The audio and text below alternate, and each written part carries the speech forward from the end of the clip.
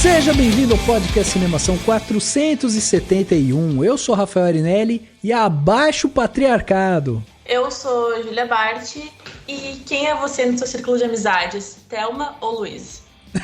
Boa, boa. É de se pensar. É de se pensar, exatamente. Eu sou Nayara Reynot e eu espero que a minha voz aguente a aventura desse podcast tão bem quanto Thelma e Luiz. Ainda mais com tanta poeira, né, Nay? Exato, exatamente. São Paulo tá difícil. Uma chuvinha aqui essa semana, mas não limpou muito tempo, não. Tá bem Grand Canyon mesmo. Boa. Eu sou Daniel Cury e uma mulher empoderada incomoda muitos homens. Duas mulheres empoderadas incomodam muito mais. Nossa, essa foi boa, hein? Essa foi. Pegou na curva ali. Foi boa. Me inspirei. Muito bem, meus amigos, estamos aqui reunidos em mais um podcast para falar sobre um clássico. Dessa vez vamos falar aqui sobre Thelma e Louise, né? Filme de 1991 do diretor Ridley Scott e que certamente, né, vai ter muita coisa pra gente analisar, pra gente debater aqui. Antes de qualquer coisa, né, vale sempre ressaltar que a gente vai dar spoiler. Então, se você não viu o filme, se não quer tomar spoiler, pula esse podcast, né, como você já sabe. Agora, é um filme de 31 anos, né, gente? Eu acho que tudo bem, spoilers estão liberados, né? Eu acho que quem não viu o filme tem que correr pra ver, porque é um clássico realmente. É um filme muito forte, importante, e a gente vai falar um pouco sobre isso. E é óbvio, né, que nós aqui, eu e o Dani, a gente não ia poder fazer esse podcast sem a presença de convidadas incríveis aqui, e por isso a gente já tem que agradecer aqui a presença da Júlia, que está aqui com a gente, né? Ju, muito obrigado por estar aqui com a gente, por estar doando o seu tempo, vindo aqui conversar com a gente. E conta aí, o que é o Fidedigno? Você tá lá, tá trabalhando, escrevendo, como é que estão as coisas lá? Primeiramente, eu que agradeço pelo convite, é sempre muito bom estar aqui no Cinemação conversando sobre filmes e tudo mais. E sim, sou do Fidedigno, é um site, para quem não conhece, né, então é um site de cultura, nerd, geek, pop, onde a gente faz críticas, resenhas, tanto de livros, séries, filmes. E tá sendo bem divertido. Ultimamente a gente tá fazendo bastante lives também, lives de Westworld. Não sei se vai ficar datado esse podcast, mas estamos fazendo lives de Westworld. Então sempre que alguém quiser pode colar lá no YouTube que a gente tá cheio de conteúdo. Que demais! Vocês já fizeram sua pós-graduação em Westworld, então. Com certeza, meu Deus, é tanta teoria que eu já estou doida.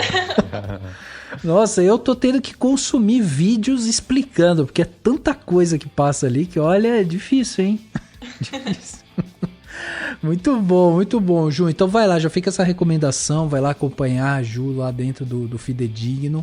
E temos aqui também a presença da nossa querida amiga, outra pessoa incrível, fazia tempo que não vinha aqui, agora tá voltando. A Nayara, né, tá de volta. Nay, muito obrigado também pela sua presença. E conta pra gente o que é o Nervos. É um estado de espírito? É um site? É um podcast?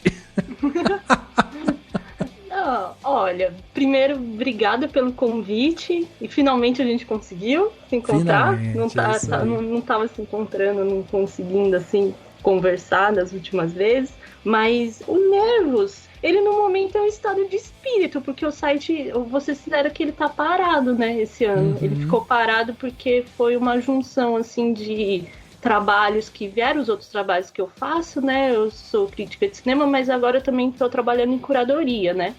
Então, aí, digamos que eu trabalho na curadoria do CinePE, que eu faço já desde da edição do ano 2020, aí já começou bem cedo esse ano, né? A previsão era que a gente conseguisse fazer ainda cedo, ainda no início do segundo semestre, o festival, mas é complicado, né? Para conseguir viabilizar as coisas, então vamos ver, em breve ele deve estar acontecendo, e aí eu estava trabalhando nele, e apareceu também um outro trabalho no último mês, e aí agora que eu vou voltar a mexer no site, eu espero. Boa! Então é isso. Mas aí antes apareceu aqui o podcast de Cinemação, então é isso.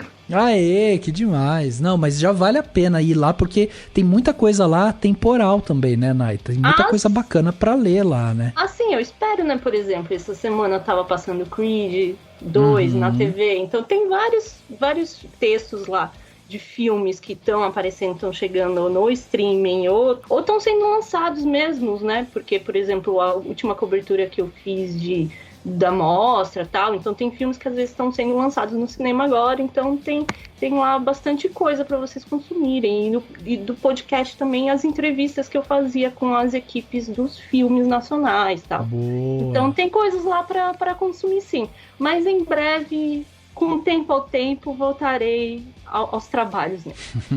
Boa, tá ótimo. Muito obrigado de novo pela presença de vocês aqui. Tenho certeza que esse papo vai ser demais. Então fica aí com a gente, que daqui a pouco a gente vai falar sobre Thelma e Louise. Mas antes vamos pro Panorama.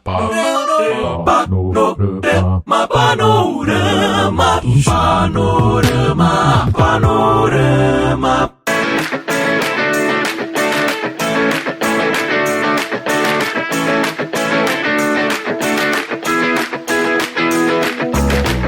Clássico aqui no Cinemação, e dia de clássico é dia de receber comentário de vocês, é dia daquela interação, né? Afinal de contas, aqui agora não tem desculpa de não ver o filme, hein? Filme de mais de 30 anos aí, é um filme que merece ser assistido, principalmente para quem ama o cinema, né?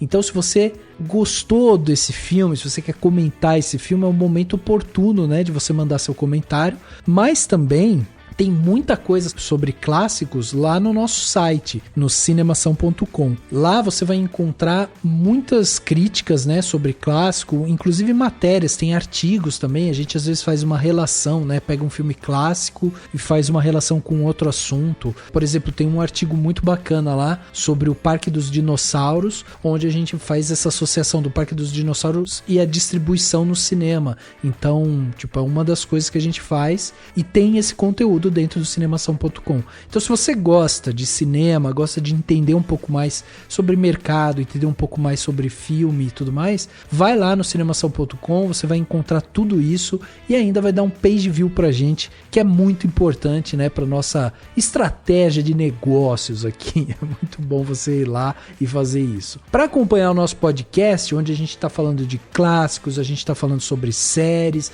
a gente tá falando sobre filmes que saíram no cinema recentemente, a gente tá falando sobre tudo aqui. É sempre importante lembrar que os nossos podcasts, eles estão na sua plataforma de áudio preferida. Então vai lá no Spotify, segue a gente no Spotify, assina na Apple Podcast, se inscreve no Google Podcast ou no Castbox e favorita no Deezer, né? Assim você vai receber uma notificação sempre que tiver episódio novo. E para além disso, você pode também recomendar o nosso podcast para outros ouvintes, né? Afinal de contas, às vezes tem uma galera que fala, pô, eu escuto lá o Rapadura. Pô, você já ouviu esse daqui? É o Cinemação. Não é porque o cara escuta a Rapadura, né, Dani, que não pode escutar o Cinemação, né? Exatamente, porque é só ouvir tudo. É só ouvir tudo, gente. Exatamente. Pelo amor de Deus. Aqui não tem concorrência, não. E podcast não é que nem série. Podcast, né, que você tem que distribuir o seu tempo. Podcast você ouve enquanto tá na academia, dirigindo, no busão, lavando louça. É verdade, é uma boa. Então fica essa dica aí. Escuta o Rapadura, escuta o Nerdcast, e aí vem aqui e escuta também o Cinemação. Mostra esse podcast para outras pessoas, porque isso também é importante pra gente, né? Chegar a novos ouvintes aí, inclusive pra gente ir calibrando cada vez mais o nosso conteúdo. E para você que já acompanha o Cinemação, que adora o nosso trabalho, que sabe que a gente se esforça, tá aqui semanalmente, né, gravando conteúdo para vocês, vale a pena dar aquela contribuição para o Cinemação. Para isso, é muito simples. O Cinemação está nas principais plataformas de financiamento, né? Então pode considerar PicPay, Apoia-se, Patreon, Padrim, a gente está em tudo. É só você procurar lá por Cinemação, né? E aí a gente hoje está trabalhando basicamente com 3 planos de financiamento. Você escolhe o plano que melhor cabe para você, que é melhor para você, e aí você começa a contribuir com o Cinemação. Fazendo essa contribuição, você também vai ter direito a receber um presente no final do ano. A gente já passou da metade do ano, hein? Então a gente já está planejando aí esse presente. É um presente exclusivo que a gente manda só para quem é patrão, e é um presente sempre demais, personalizado, que você não vai ver e encontrar em lugar nenhum. Só quem é patrão do Cinemação. Então vai que ainda dá tempo, porque a gente vai mandar para todos os patrões que ficaram com a gente no ano, né, de 2022. Ainda dá tempo de você participar e contribua através dessas plataformas. Você pode ir lá no cinemação.com/contribua e ver todas as plataformas, ou também entrando no cinemação.com, tem um botão lá no canto superior direito chamado Contribua. Você clica ali e aí você vai conseguir ver todas as plataformas que a gente faz parte. Se você quiser contribuir de uma forma unitária, a gente oferece também o Pix do Cinemação, que é o nosso e-mail, contato@cinemação.com. Você coloca esse e-mail lá na chave Pix, vai aparecer o meu nome e aí você coloca a quantia que você julgar necessária e faz a transferência, uma transferência única, que não tem ali compromisso nenhum, é só para ajudar mesmo, e isso vai contribuir com o Cinemação de uma forma que a gente possa manter os servidores aqui, né, a produção de conteúdo. A gente vai poder continuar pagando os autores, né, do site que estão lá escrevendo para você todo mês. Então vai lá, seja um patrão do Cinemação. E uma coisa que contribui muito com a gente, que a gente fica muito feliz de receber e que é muito importante que a gente receba, porque ajuda a gente, né, a fazer novos podcasts, a ver a sua opinião e saber o que você está achando, que é mandar o seu comentário sobre o podcast, sobre o episódio específico do podcast, sobre o filme que a gente estiver discutindo, sobre o tema que a gente estiver falando e tudo mais. Você pode mandar um e-mail para contato@cinemação.com e você também pode comentar em qualquer espaço do Cinemação. Pode ser lá no Facebook, que, né, anda meio parado porque as pessoas não usam muito, mas está lá. Pode ser no Twitter, pode ser no Instagram, pode ser na rede social que você quiser. Comente o que você acha, se você está ouvindo e tudo mais, que a gente gosta muito de ver os comentários. A gente sempre dá muito ouvido, né, para todo mundo que comenta, e claro, a gente lê aqui, né, como eu vou fazer agora, porque eu vou ler um comentário muito interessante do Miguel Camelo, que já comentou várias vezes. Ele comenta lá no Castbox. O Castbox é o único aplicativo de podcasts que tem espaço de comentários, né? Diferente, os outros geralmente não tem. Daí você pode comentar, se você ouve por outros, você pode comentar em qualquer rede social, claro, ou mandar um e-mail. Mas o Miguel comentou lá no Castbox. Ele comentou o seguinte: ele comentou sobre o 469, que foi o episódio que a gente falou sobre Elvis, né? O novo filme musical do Baz Luhrmann, né? Sobre o Elvis, obviamente. E ele comentou o seguinte: eu entendo boa parte da discussão, mas toda cinebiografia é um recorte. Ela serve para que você crie interesse no retratado e vá atrás de mais. Tem passagem de pano? Tem destaque para umas coisas mais que outras? Tem, mas para mim o filme é um acontecimento, como poucos se viram nos últimos anos do cinema. Vi numa sessão com a maioria do público de 50 a mais, e foi demais a sensação, todo mundo se divertiu, curtiu. Duvido quantos não saíram dali e foram ouvir Elvis. Eu fui um deles, missão cumprida. E se tiver o Best Cut, né, o corte do Baz Luhrmann, vejo amarradão, ele falou. Então, sensacional o comentário do Miguel. E é isso, que bom que ele curtiu, que ele se envolveu com o filme. Cinema é isso, né? A gente se envolver. Depois, na discussão, a gente vê falhas, pensa em algumas coisas. Mas acho que muito bom isso, né? Ter um filmão desse tipo. E que bom que o Miguel curtiu, gostou e mandou o comentário pra gente. Então, enfim. O Dan, e só aqui, né, pra gente já começar a falar sobre Thelma e Louise, você não acha que o Michael Madsen tem um quezinho de Elvis nesse filme, assim? Tem. Você não sentiu não isso? Não só nesse filme, né? Ele tem vários, assim. É verdade, né? Que agora ele já tá numa certa idade, mas ele podia ter feito uma cinebiografia. Não podia? Nossa, eu achei ele muito parecido, assim. Ele tem uns trejeitinhos nesse filme aqui que lembrou muito Elvis, viu? Sim, exatamente. Ele é bem a cara mesmo.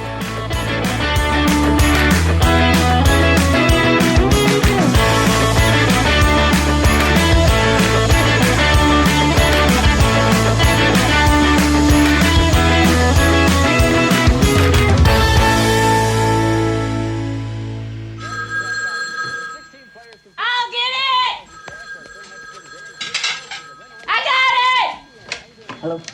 Hey, how you doing, little housewife? You all packed? We're out of here tonight. Well, wait now. I still have to ask Daryl if I can go. You mean you haven't asked him yet? Hell no. For Christ's sake. Is he your husband or your father? It's just 2 days, for God's sake. Don't be a child. Tell him you're going with me. Tell him I'm having a nervous breakdown.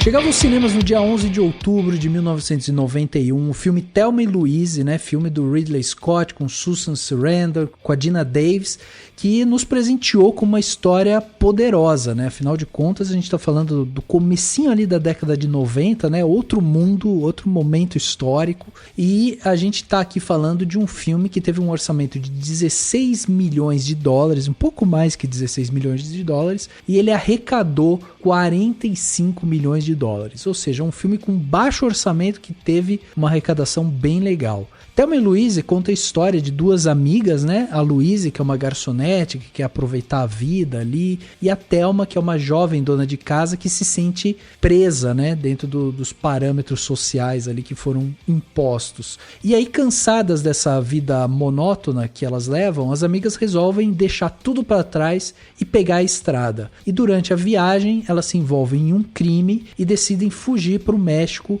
mas acabam sendo perseguidas pela polícia americana e aí elas precisam se virar para sobreviver. Dani, diz pra gente, um clássico, assim, com muita gente legal, muita gente talentosa ali, né, nos bastidores, na frente da câmera também. Então diz pra gente qual que é a ficha técnica de Thelma e Louise. Bom, vamos lá. O Ridley Scott, né, o diretor, acho que todo mundo conhece alguma coisa dele e tal. Inclusive, eu acho muito interessante pensar nos filmes dele. Ele tem meio que uns altos e baixos, na minha opinião, pelo menos. Ele faz uns filmes, enfim. Mas enfim, ele já tinha feito, né, quando ele fez o Thelma e Louise, ele já tinha feito o Blade Runner e o Alien, né? E o Alien, inclusive, um filme também com uma mulher como protagonista muito forte, lembrado até hoje, né? E depois ele faria o G.I. Jane, né? Que tem um outro nome até acho que até o limite da um nome meio genérico no Brasil, mas que é o G.I. Jane, que até virou motivo de piada recente piada lá do Oscar, foi em cima desse filme, mas que também é um filme lá com a Demi Moore, com uma mulher muito forte e tal, como protagonista. Mas,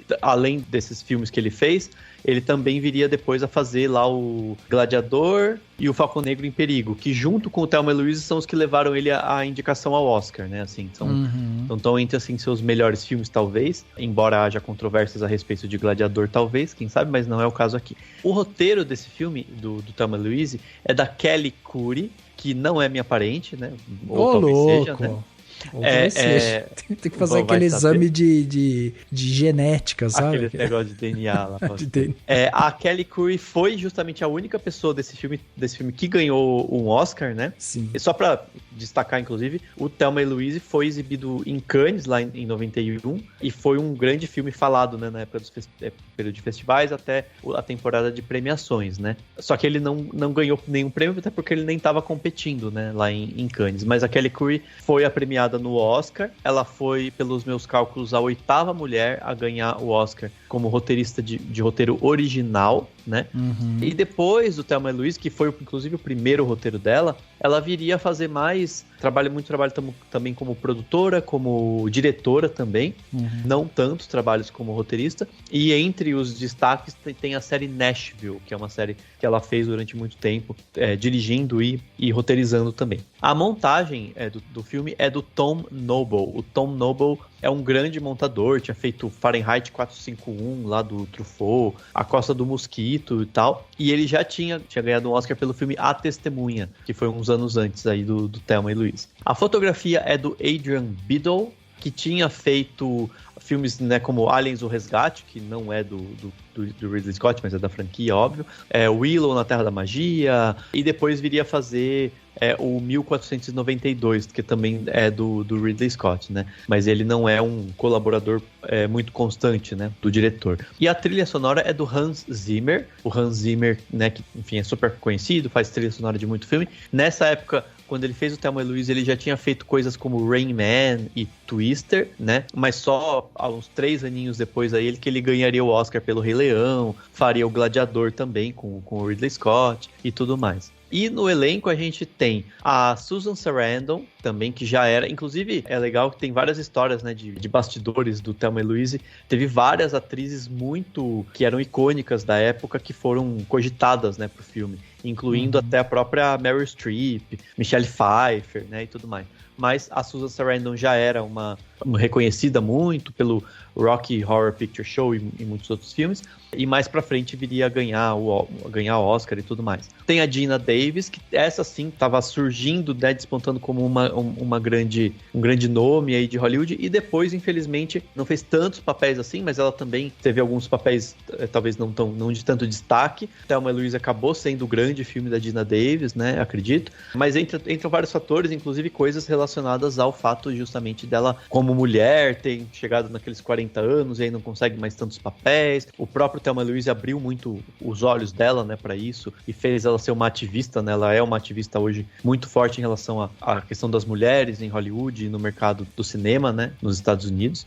Mas, claro, fez muitos grandes filmes. Acho que o mais famoso da galera é o Stuart Little, né? Que ela é a mãe do menino e do ratinho, de certa forma, né? Mas enfim, passando aqui só por elas, pra depois citar também que a gente tem o Harvey Keitel, que também já tava, né? Já tinha feito grandes filmes nessa época. O Michael Madsen, que viria a aparecer no Cães de Aluguel, né? E muitos outros filmes, mas aqui nessa época, enfim, tava seguindo com a carreira dele, ok, mas acho que depois que ele viria a fazer filmes um pouco maiores, e o Thelma e Louise também tá entre os maiores que ele fez, acredito eu. E ainda tem o Christopher McDonald, o Stephen Tobolowsky e, claro, por último, mas não menos importante, o Brad Pitt, em seu primeiro papel importante, no papel que alçou ele pro estrelato, inclusive já como galã e tal, né? Sim. Então esses são os principais nomes pra gente citar aqui do Thelma e Louise. Eu divaguei, mas eu, enfim, achei importante falar sobre a situação das pessoas aqui do filme quando eles estavam fazendo o Thelma e Louise. Boa. Eu acho interessante até para ressaltar, né, porque você falou sobre as premiações e, bom, o Thelma e Louise, né, ele esteve indicado ao Oscar, ele foi indicado na seguinte categoria: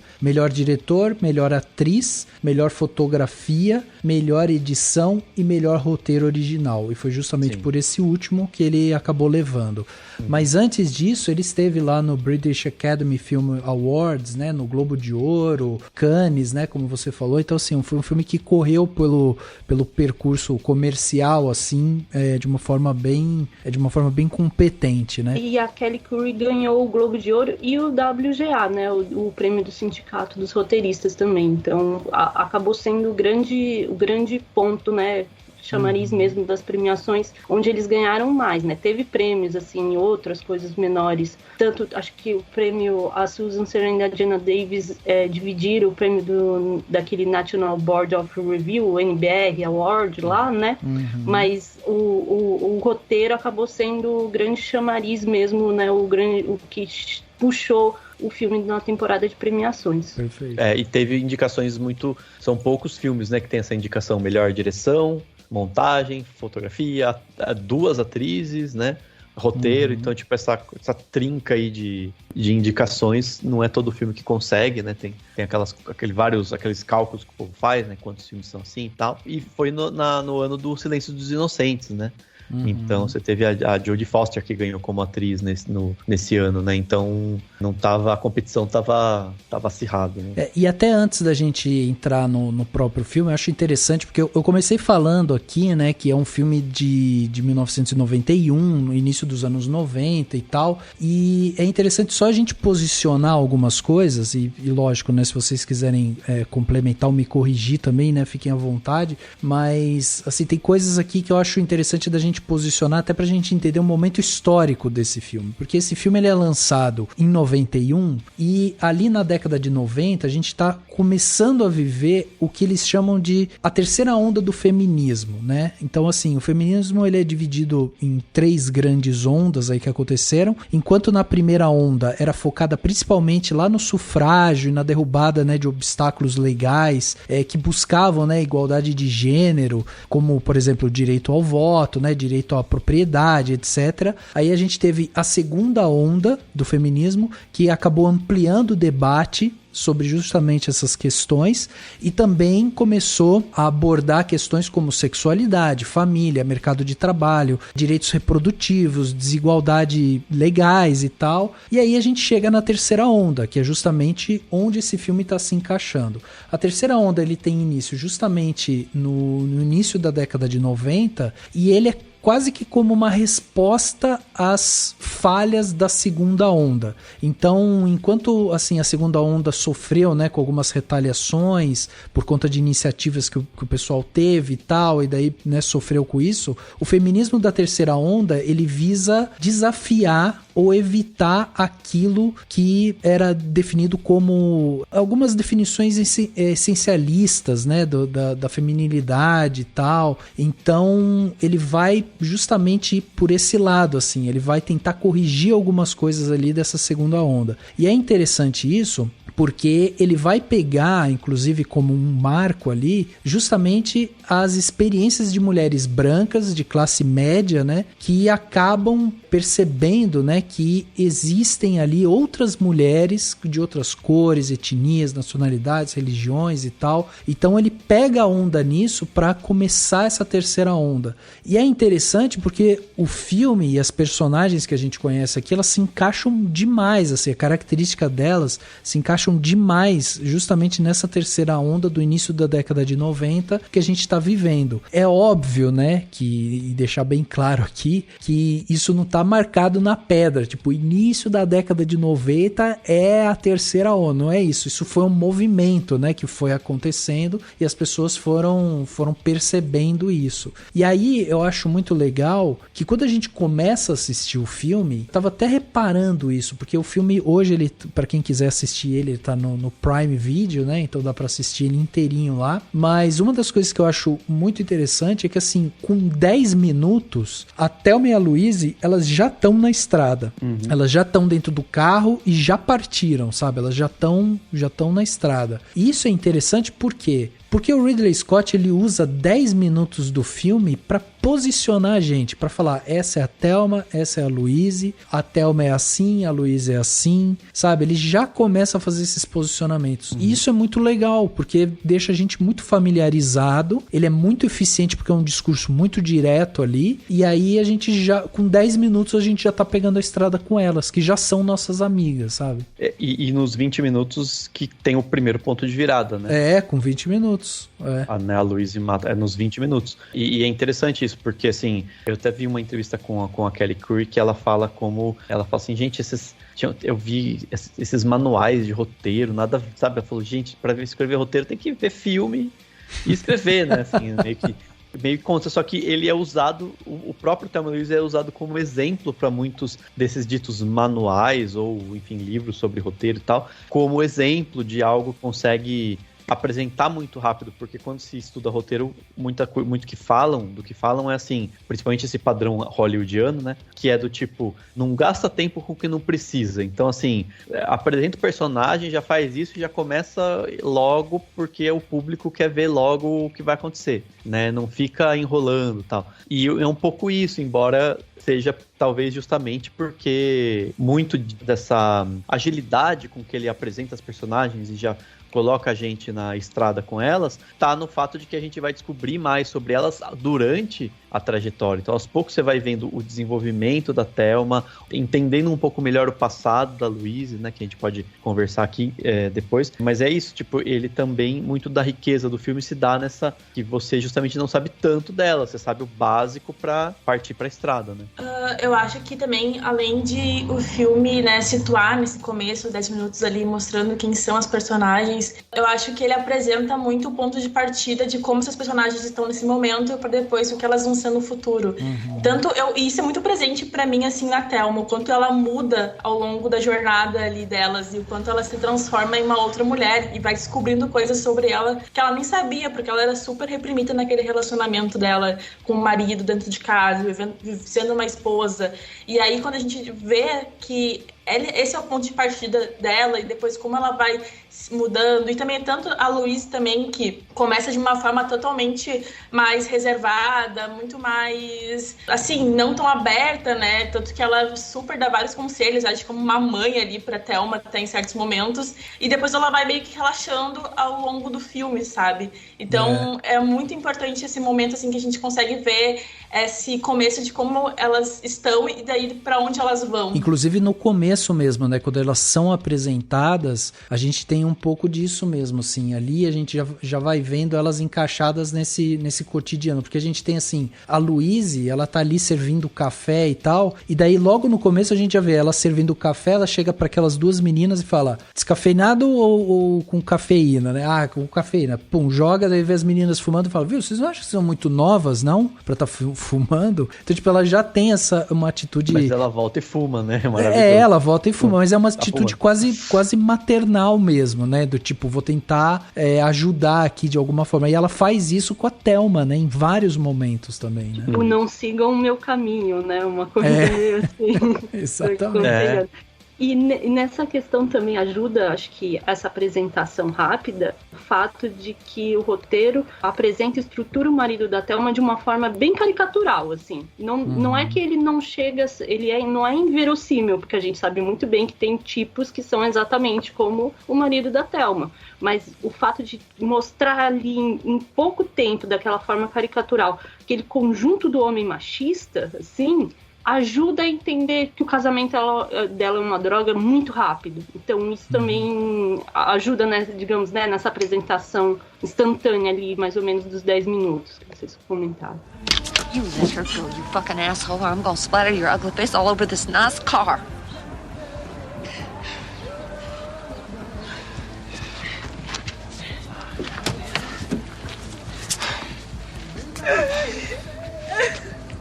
All right, hey, just calm down. We're just having a little fun, that's all. Looks like you got a real fucked up idea of fun. Go on. Turn around.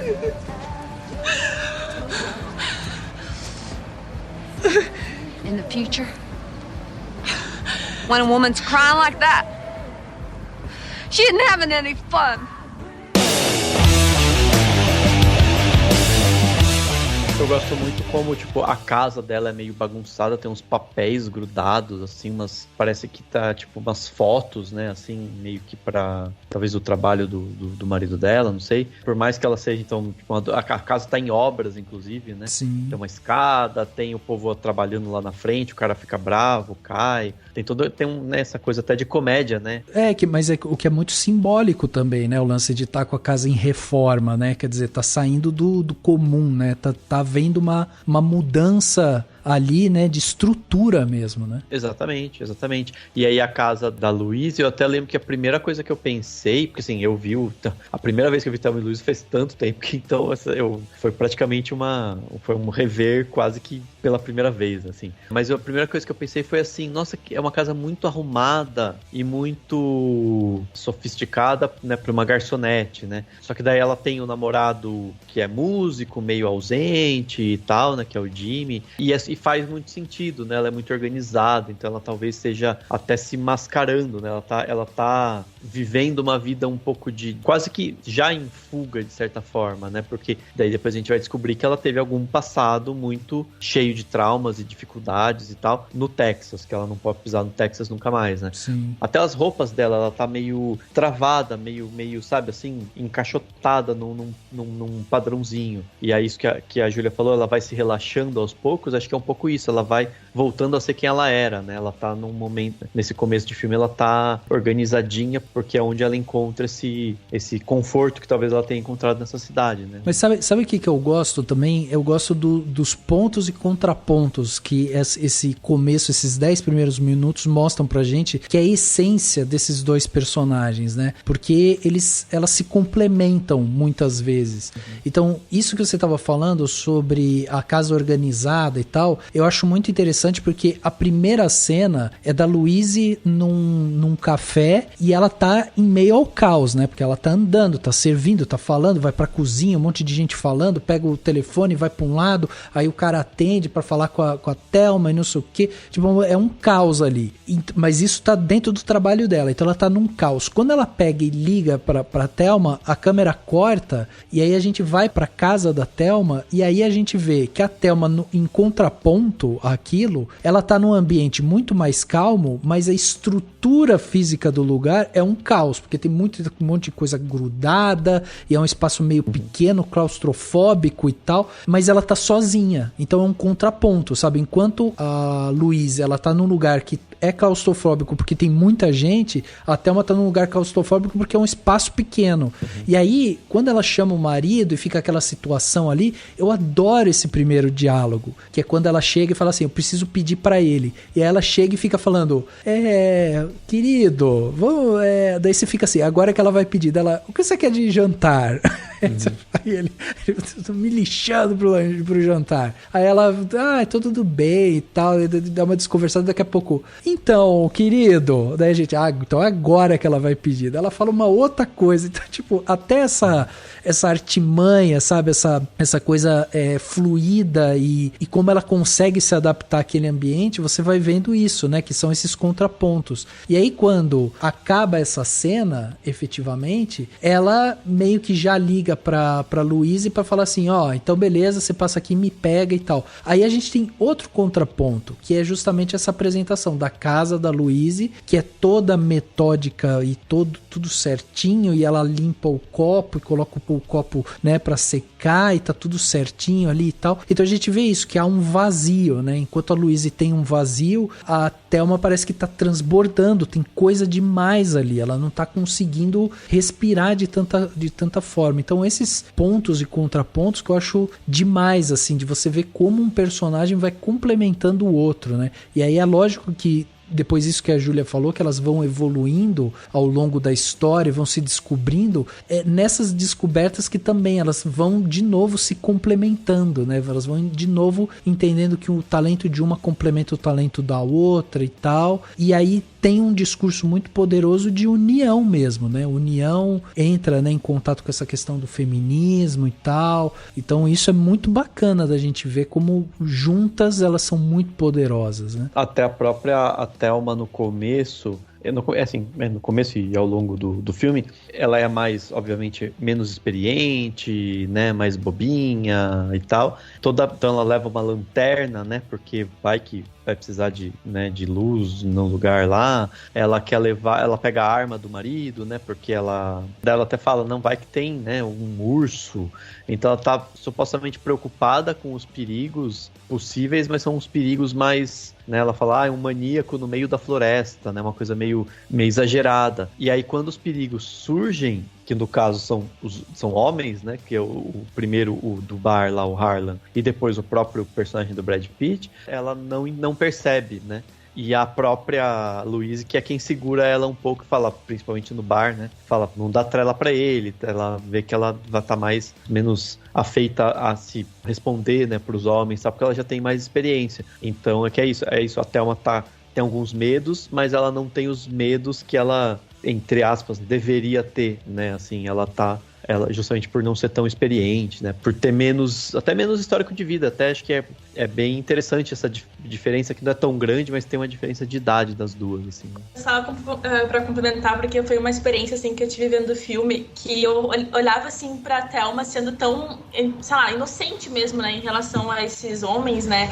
E eu ficava pensando, mulher, acorda, pelo amor de Deus, não é isso, não. E aí, depois a gente percebe, de fato, que ela não tem nenhuma experiência, que aquele relacionamento dela foi o único da vida dela, que ela casou jovem e que ela não tem, assim, nada além daquele relacionamento, que realmente é um relacionamento horrível, porque ela não consegue nem conversar com o marido dela, nem ela falar que vai sair, sabe? Então, é algo, assim, que eu acho que nessa época, e olhando pra essa época, né, é totalmente visível que é algo que realmente acontecia, né? E até hoje também não é tão diferente assim em alguns casos, mas dá vontade, assim, de sacudir ela às vezes, mas depois a gente entende por quê, né? O motivo.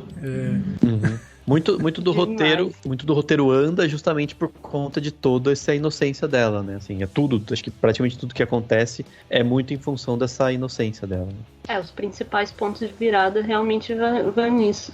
Aproveitando nessa questão, né, da diferença, né, dessa dupla complementar, a Rita Kempler, ela, quando fez a crítica para o Washington Post na época, sobre o Thelma e Louise, ela comparou com os buddy movies, né? Os filmes de duplas, né? Que é muito comum, especialmente no gênero policial, como é o caso, assim. E justamente de ter essa dinâmica de amizade e estranheza, né? Dos opostos, né? Que isso vai movimentando a trama. Então, em certo ponto, essa diferença que tem das duas é o que movimenta de fato, como o Dani falou, esses pontos de virada principais, né? O primeiro incidente, né? E outras coisas que vão justamente transformando elas e ao ponto que acho que no final as duas meio que se equiparam, né? A Louise vai meio que se fragilizando, né, um pouco, né? Antes ela é justamente a mais maternal, mas ela vai se fragilizando ao longo da narrativa, enquanto a Thelma vai se empoderando cada vez mais. Não se fragilizando, mas assim, a Louise vai se humanizando mais, né? Que ela vai abrindo um pouco aquela cascadura que ela colocou, aquela armadura que ela põe para seguir, e aí essa situação vai se invertendo ao longo do tempo e se equilibrando. E eu acho que até, não sei o que vocês pensam em relação a isso, mas uma das coisas que eu pensei enquanto eu estava assistindo o filme foi assim, que eu achei interessante, né, do fato do filme estar nas mãos do Ridley Scott, que é um diretor que, como o Dani falou até no começo, né, ele tem uns altos e baixos e tal, e aí eu vendo depois uma entrevista da própria Susan e da Jean agora recentemente, assim, falando do filme, né, porque o filme tinha feito 25 anos, né, uns anos atrás e tal, e elas começaram a dar algumas entrevistas e tudo mais, e aí uma das coisas que elas falaram foi que elas adoraram o fato do Ridley Scott, ele dá muita liberdade para elas, assim. Então a Susan até tem um momento que ela fala assim, eles lendo o roteiro, ela vira pro Ridley e fala assim, qual que é o sotaque, né, delas? Porque elas estão ali no interior dos Estados Unidos e tal, qual o sotaque a gente tem que puxar para fazer, né, esses personagens e tal?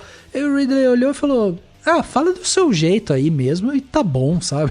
Não queria colocar nada. E daí ela falou, mas cara, você tem que dar um direcionamento. Então ele falou, fala você o que é o melhor. E aí a Dina, ela até fala isso, ela fala que como ela era uma atriz que estava no começo da carreira e tal, ela tinha estudado muito o roteiro e estava pronta, né, para fazer o papel, mas ela estava muito pronta também para, tipo, a hora que começasse a ler o roteiro, trazer as impressões dela, mas dentro do roteiro, né? E aí quando foi desenvolvendo aquela leitura, ela foi vendo que, tipo, muita gente dava palpite que tava além do roteiro. Então as pessoas olhavam aquilo e, tipo, iam dando, né, pitacos ali. Mas ela podia ser mais assim, ser mais assato e tal. E aí ela falou que ela ficou, assim, ela achou maravilhoso esse processo, porque justamente dava liberdade pra ir criando os cacoetes do personagem e tudo mais. Então, o Ridley Scott mesmo já deu declarações que a parte mais difícil pra ele é fazer o casting, porque ele precisa ter atrizes, ou no caso atores, né, que ele sinta confiança e que ele possa dar essa liberdade, porque ele gosta de trabalhar dessa forma.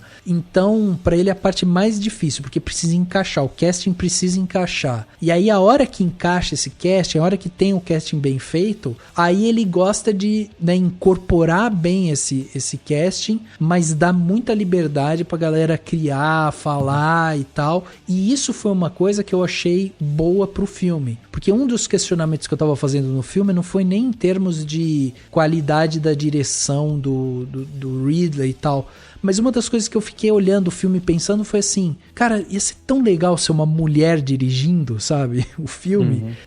Mas assim, não que o fato de ter sido o Ridley prejudicou, entendeu? O filme. Mas na hora que eu tava assistindo, eu pensei isso. Eu falei, putz, ia encaixar demais, né? Ser uma mulher dirigindo, né? Uma roteirizando e tal, com essa história. Mas, enfim, o fato dele ter dado essa liberdade, eu acho que acabou abrindo uma brecha ali pra elas criarem, né? Vocês sentiram alguma coisa nesse sentido, assim? Vocês gostaram de ter sido a direção do Ridley? Eu não sou grande conhecedora da filmografia do Ridley Scott, mas eu acho que vale pelo fato, assim, que aquilo não era um ambiente, algo novo pra ele, justamente porque ele já tinha feito Alien. Então esse protagonismo feminino, ele não veio do nada, então ele sabia como colocar protagonistas femininas fortes, né? Não fazer caricaturas dela. E eu não sei, eu não acho que prejudica, né? Ele olhando a filmografia ali dele, depois do Alien, do Blade Runner e tal, ele larga um pouco a ficção científica e ele investe um pouco nesse gênero policial. Ele faz O Perigo na Noite, em 87, e o Chuva Negra, em 89. Mas é justamente com Thelma e Louise que ele consegue, né, fazer um filme desse gênero bom, estourar, tudo mais. Então, pra mim, eu acho que não vejo assim como um demérito, porque ele é homem e tal. Eu acho que ali, ainda mais naquele momento, é meio que uma união de forças. Talvez o nome, como o Ridley Scott, é justamente o que fez com que, num primeiro momento, o pessoal desse atenção. Justamente assim, que um filme como Thelma e Louise fosse pra Cannes naquele momento, sim, sabe?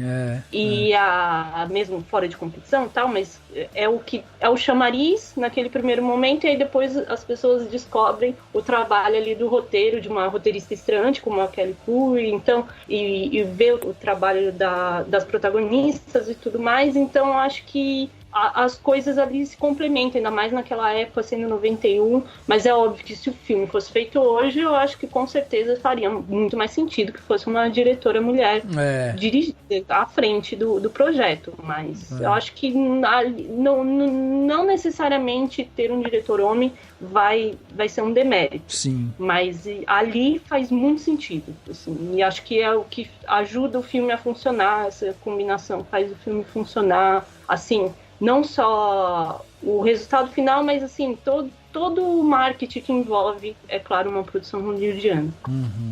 Eu concordo com a Nayara, e também o que eu acho muito interessante é que, pelo menos pra mim, assim, o Ridley Scott é a pessoa que menos chama a atenção nesse filme. E eu fiquei até um pouco assim chocada quando vi que era um filme dele, porque conheço vários filmes dele, e esse eu sempre soube por Thelma e Louise. Eu nunca lembrei desse filme por conta dele. Tanto que esse filme é uma referência em várias outras coisas da cultura pop e tudo mais. E recentemente até eu tava assistindo Modern Family e eles citam Thelma e Louise. Então, assim, eu acho que ele é a pessoa que menos, talvez, obviamente teve impacto, obviamente tudo que ele fez no filme é de grande mérito, assim, mas eu acho que essas protagonistas brilham tanto e tão mais do que qualquer outra coisa no filme, que é difícil até pensar assim, nossa, se não fosse o Ridley Scott, porque eu acho que tem muito um trabalho, assim, das duas mesmo, e de como elas se empenharam pra produzir esse filme, como elas deram vida própria pra essas personagens. Are you a criminal? No, not no more, Thelma. Let's see. Besides busting pro, I haven't done one wrong thing. What'd you do? I'm a robber. You're a bank robber? No. I don't rob no banks. Come on. What'd you rob? Well, let's see. Let's add it up here. I robbed a gas station, a couple convenience stores, liquor stores. Oh, my God.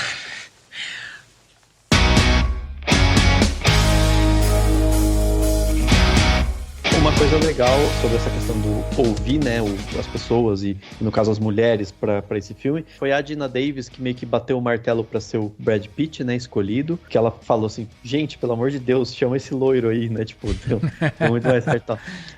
E tem aquela história de bastidores que naquele momento em que tem aquela cena, né, de sexo entre a Geena Davis e o Brad Pitt, teria uma da Susan Sarandon com o Michael Madsen, né? Tipo, dos personagens e tal. E foi a Susan Sarandon que chegou a falar, gente, não faz o menor sentido. Ela não tá no menor vibe de sexo nesse momento. Não, pra Thelma faz, né? Ela tava naquela descoberta, ela tava encantada com o cara, ela tava, né, numa efervescência assim e tal.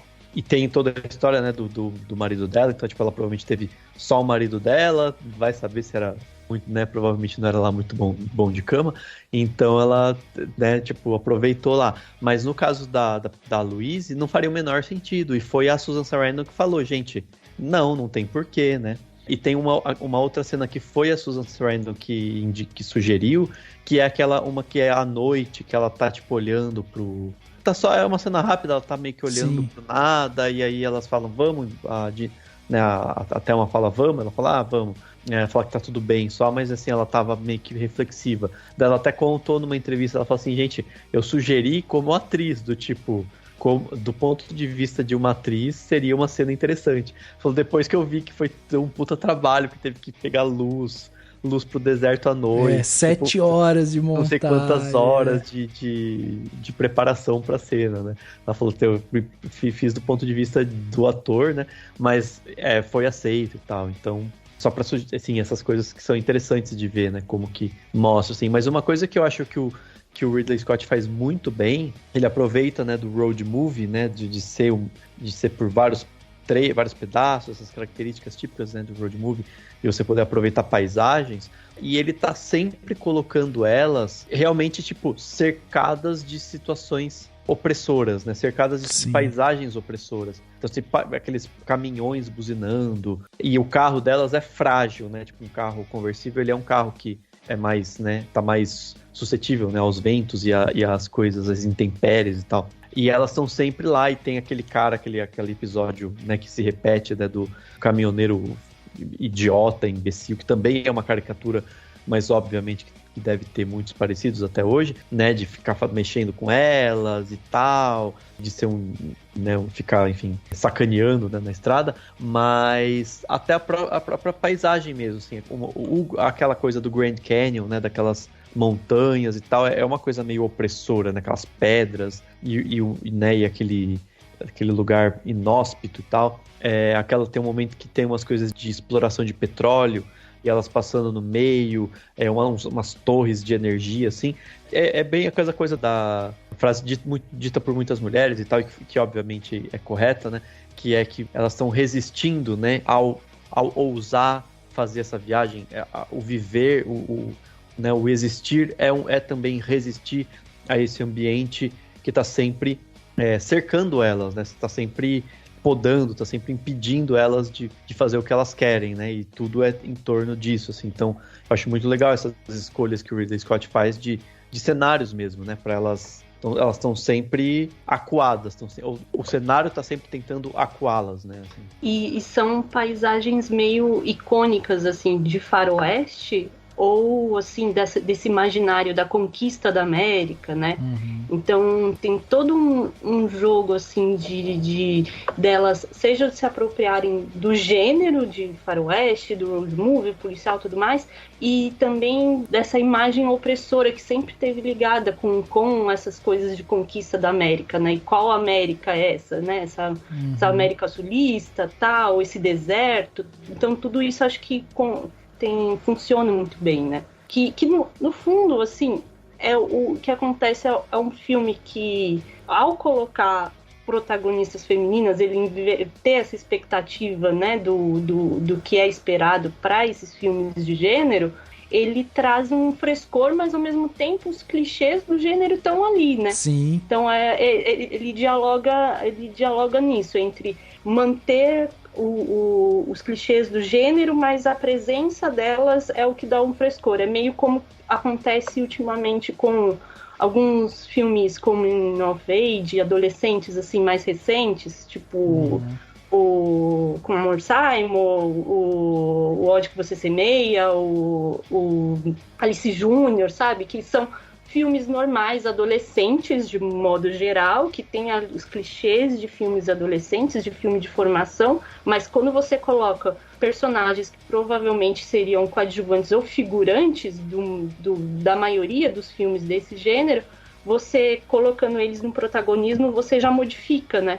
Modifica o que acontece. E num certo ponto, Thelma e Louise foi esse ponto de virada do que é esse filme policial, road movie, aventura, tendo protagonismo feminino. Sim. Ainda sobre essa questão, né, do cenário, eu sinto assim que é um cenário muito masculino, né, entre aspas, onde homens predominam e onde só homens devem fazer esse tipo de viagem, né, em questão da estrada, do carro e tudo mais. E aí eu acho que muito em relação a isso também vem a crítica negativa do filme, porque eu fui dar uma olhada e tem muitas pessoas que comentam que esse filme ele tem um teor de violência e vingança só por ter, sabe? Só pela violência e pela vingança. Não traz valores femininos ou não tem características femininas, né? E aí, quando eu fui ver, a maioria das pessoas que comentaram isso eram críticos homens, né? Que não conseguem perceber ou não conseguem entender um filme de road movie, né? Um filme, entre aspas, de novo, masculino, que tem a presença feminina, que tem essa inversão, sabe? Exato. Então eu acho que vai muito nessa questão, assim, de que o filme vai ter críticas negativas, porque ele é um filme que tá ali encaixado num teor ali masculino, mas que tem mulheres, sabe? Então, é isso.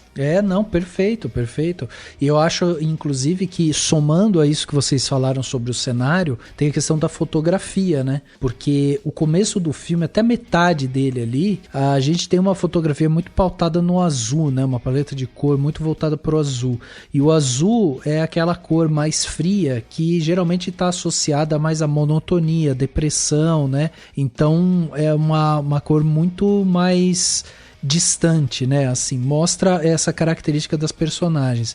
Da metade para frente, ele vai introduzindo mais o amarelo, o laranja, que daí já são cores mais quentes, né? Associadas geralmente à alegria, otimismo, né? Jovialidade e tal. Então a gente vê realmente nisso, até nas cores, a gente consegue ver que tem ali uma vitalidade, uma energia que vai sendo trazida, né? De dentro dessas mulheres para fora. E aí, essa questão que vocês falaram sobre ser um filme com muita característica dessa repressão e tal, é muito interessante realmente da gente observar isso por conta disso, assim, porque é uma representação justamente dessa sociedade patriarcal, machista e tal, que coloca essa figura da mulher sempre numa posição de perigo constante. E essa sensação de levar isso pro filme, da gente sentir isso, é muito interessante, sabe? De você tá assistindo o filme e aí você perceber isso, que é o tempo todo uma constante ameaça, né? Você tá sempre colocando aquelas personagens em risco, em momentos de tensão e tal. E aí eu queria até destacar também a própria cena ali do quase estupro, né? Da violência que a Thelma sofre, porque é uma cena toda muito bem construída no seu sentido narrativo. Por quê? Porque ela tá querendo se divertir, ela, né, vê o cara é todo charmosão com ela e tal, leva ela pra dançar e tudo mais. Só que daí tem um momento que ela não se sente bem, vai pro estacionamento, daí o cara começa a abusar dela. E quando a Louise chega pra defender ela, o que eu mais achei interessante foi assim, a transformação, né? Primeiro o ator, que é o cara que tá ali agredindo ela, tá agredindo a Thelma, ele vira um animal, né? Ele começa a babar e ele tá completamente descontrolado, começa a bater nela, ele se transforma num completo animal, assim. E aí, a hora que a Louise chega pra defender, o Ridley Scott faz uma escolha de não mostrar ela. Tipo, não mostrar ela chegando e falando, viu, para com isso e tal. Ele não mostra, ele foca no animal. Por quê? Porque ele tá mostrando toda a violência. Ele não quer que você saia dessa violência que tá acontecendo. E aí, quando a Louise puxa a arma e coloca no pescoço dele, é a primeira vez que a gente vai ver a Louise enfrentando ele. E o cara é petulante, né? Por quê? Porque o mundo tá ao seu dispor, né? Não à toa, depois a garçonete vai falar isso. Eu não sei como não mataram ele antes. Até demorou pra terem matado ele, porque ele tava o tempo todo fazendo esse tipo de coisa. Ou seja, o cara era violento, era um criminoso, ele abusava das mulheres e tal, mas ele tinha o mundo ao seu dispor. Ele tava familiarizado com aquilo, entendeu? Tanto que o tiro, a Louise dá o tiro depois que ele xinga ela e tal. Ou seja, é como se ele tivesse... Inclusive, mesmo vendo que ela estava armada, ele acha que não vai acontecer nada com ela. Ele insiste na violência, mesmo ela estando armada, porque justamente ele, né, se sente nesse poder. Sim. Né? E talvez acreditando que ela não vai ter coragem de dar um tiro, né? E, sei lá, e querendo terminar dando a palavra final, xingando ela e tal. E aí é interessante também pensar o que aconteceu no passado dela para ela tomar a atitude de realmente dar o tiro, né? O que ela tem de sofrimento, de trauma tal, que não aguentou e deu o tiro nele. Então acho interessante pensar nisso também. Mas assim. Você sabe que esse lance da repressão que vocês estavam falando, do cenário e tal, a própria Louise fala isso pra Thelma, né? Porque a primeira coisa que a Thelma fala é assim: vamos pra polícia, a gente explica o que aconteceu e aí a gente vai tentar sair dessa e tal. E a Louise pega e fala assim: como que a gente vai explicar isso? A gente tem um monte de gente no bar que vai falar que viu você dançando agarrada com ele, que tava pintando um clima e não sei o que e tal. Como que a gente vai explicar isso? As pessoas não vão acreditar. Então é de novo aquele lance da desvalorização da vítima, né? Da denúncia e como a gente acaba não dando voz para a vítima, porque existe todo um circuito social ali que reprime justamente isso. Então é interessante por isso também, porque além disso, né? Além da própria Louise ser uma vítima disso e daí ela ter reagido porque ela sabia, né? O que estava acontecendo, o que poderia ter acontecido, ainda tem isso. Ela também sabe que não há justiça, porque ela foi vítima disso e para ela trabalhar aquilo dentro dela é não falando sobre o assunto, é não lembrando, é não passando pelo estado que aquilo aconteceu. Então, tipo, é tudo muito reprimido, é tudo sempre muito abafado, elas não têm voz, elas não conseguem falar e tal. Então isso é muito interessante da gente ver como realmente assim o filme consegue trazer essa atmosfera e a gente sente justamente isso, porque tá lá, tá impresso na fotografia, tá impresso no cenário, tá impresso na fala das personagens. Então até isso que a Júlia falou, né, das críticas ao filme e tal, é isso. Eu acho que a galera não consegue ver, sentir isso, né, que o filme passa. Eu acho também que tem totalmente essa questão de não entender, né, como é que o filme funciona, até mesmo por nunca, né, um homem nunca vai estar numa posição de uma mulher e nunca vai saber como uma mulher, o que uma mulher passa, como uma mulher se sente, né, quando ela é vítima de violência. E aí eu acho muito interessante, né, essa parte do filme, porque a frase que a Louise fala, né, tipo de, não, a polícia não vai acreditar, não vão tratar a gente como doida, porque viram tu com o cara, é algo, assim, totalmente real, assim, sabe?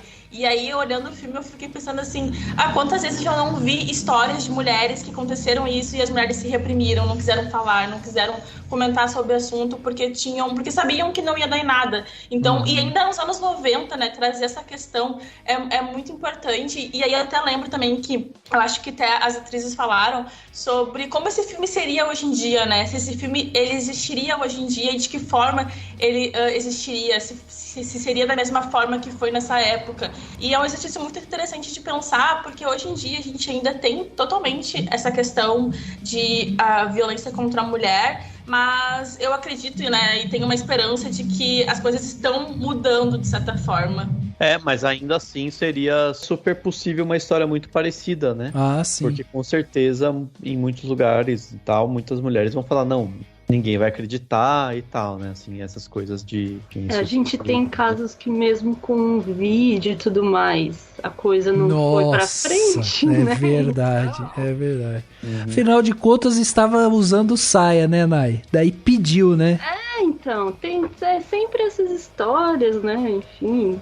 Mari Ferrer tá aí, todas essas coisas, Então realmente não dá pra dizer que não existiria assim da mesma forma que aconteceu, sabe? Hoje daria pra acontecer até um Luiz igual? Daria. Mesmo se tivesse agora vídeos, né, de segurança, né, ali do bar, mostrando coisa, ainda assim poderia ter a Louise ter sido um caso de alguém que mesmo com provas ainda não conseguiu a condenação, né, por exemplo, do seu estuprador, alguma coisa assim. De fato não dá para dizer que seria muito diferente, daria para acontecer da mesma forma que infelizmente acontece no filme.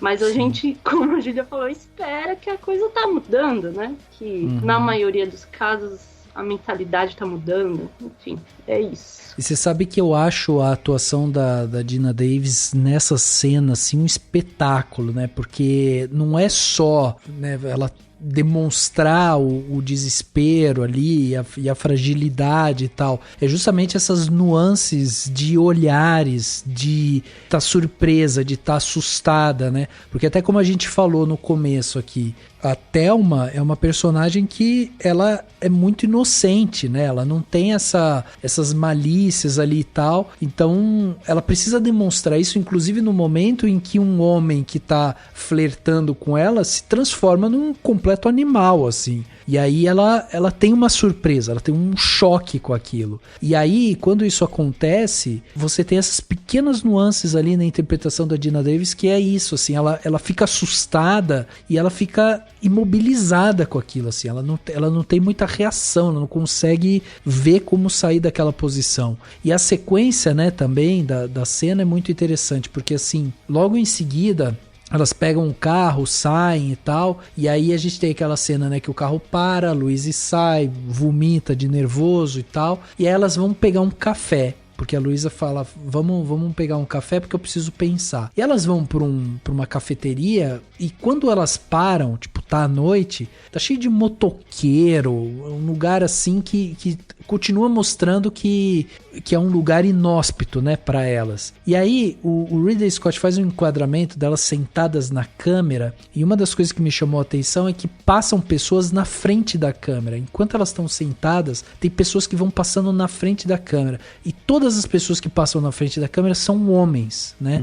Tem hora que é um cara um pouco mais magro, um outro mais gordo e tal, eles vão passando ali na frente da câmera. E isso mostra, inclusive, essa aura, sabe? De elas estão toda hora sendo reprimidas. Elas acabaram de passar por uma violência. A Thelma tá claramente afetada, tá claramente, né, destruída ali naquele momento. E aí fica passando esse monte de homem ali e ninguém vê nada. É uma cegueira coletiva, assim, ninguém olha. É aquela chamada falta de rede de apoio, né? Que é uma palavra que, né, que mais popularizada ultimamente, né? Mas justamente não tem a quem recorrer, né? No primeiro momento deveria ser a polícia. Mas se a polícia não tem os instrumentos legais, né? Como hoje tem, né, mais do que há 31 anos atrás, as delegacias da mulher, não sei realmente como é nos Estados Unidos, mas pelo menos aqui tem as delegacias da mulher, tem um atendimento teoricamente mais especializado para atender esses casos e tal, mas de modo geral na sociedade, né, ter essa rede de apoio, tipo, alguém que vai escutar essas vítimas nesse momento.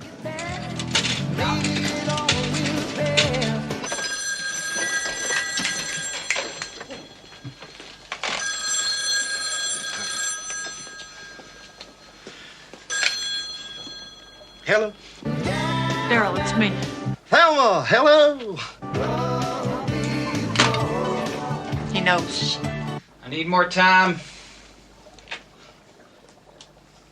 What? All I said was hello.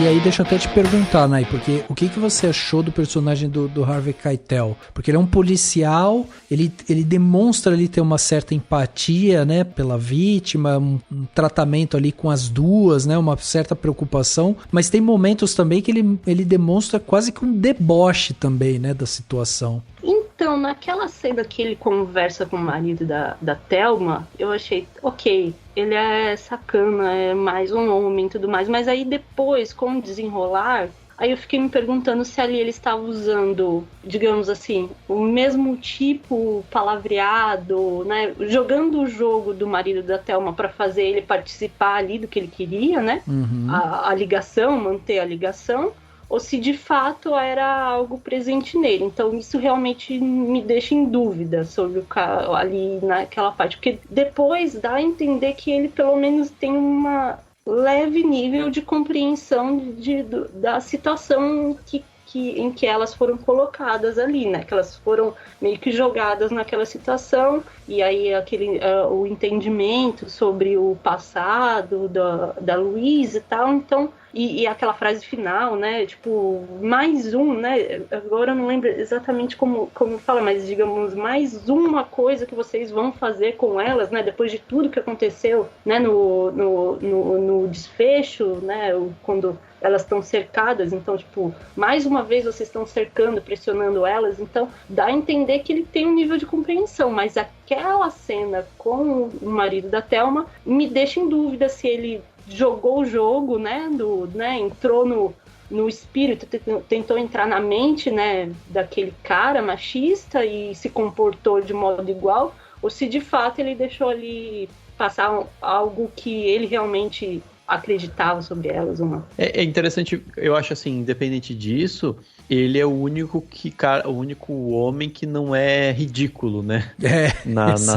Exatamente. Tipo assim, porque tem os policiais meio que comendo uns lanches, vendo filme, é tudo meio ridículo, né? Assim, os próprios... Ele tá vendo o filme também. Ele também tá, mas assim, todos os outros são mais ridicularizados. Sim, o próprio marido da Thelma, né? Que é uma caricatura, que pisa na pizza, umas bobagens assim. Ele é o único que o filme trata como alguém com uma certa consciência, né? Tem até o momento dele com o Brad Pitt, né? Que ele fala, pô, se você não tivesse roubado, elas não teriam entrado pra roubar lá, né? Não teriam feito um roubo, né? Se você não tivesse roubado o dinheiro delas. Então você vê que ele entende a situação que elas estão e tá tentando resolver de um jeito minimamente razoável, né? Assim, claro que ele não seria o juiz, né, do caso, mas ele provavelmente quer tentar resolver pra que a coisa não piore, né? Tipo, dá a entender que ele entende as motivações, apesar dele fazer parte desse mesmo ambiente machista e tudo mais, né? Que é a sociedade. Então, assim, ele tá inserido naquilo.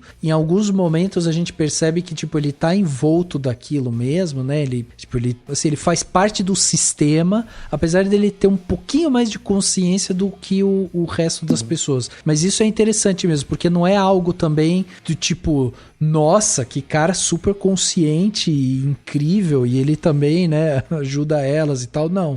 É uma coisa, tipo, só assim, sabe, ele tá um pouquinho acima da média ali nessa questão, sabe? Mas é aquilo, aquele momento que ele conversa com a Louise e tal, tipo, elas nunca não iam acreditar nele ou confiar nele, justamente porque, né, tipo, só idiota em volta, elas não vão, né, ter então, quer dizer, não adianta o cara ser um cara razoável se tá nesse meio, porque não vai dar o acolhimento que elas precisam, elas não vão acreditar, né, não vão confiar nele da mesma forma que elas não confiam em nenhum outro homem, né, incluindo até o próprio Jimmy, né, que é o namorado da Louise, né, que fala que vai mandar dinheiro e aparece lá atrás dela, né, tipo, ele não é o maior imbecil do filme, mas ele é violento, ele tá tentando entender as coisas, ele gosta dela, mas ele também tem um lado, né, tipo, que é complicado dele, né? Assim. Não, e tem esse lance de que nenhum homem é confiável, né? Porque mesmo o Jimmy, que tipo, tô te dando dinheiro e não sei o quê,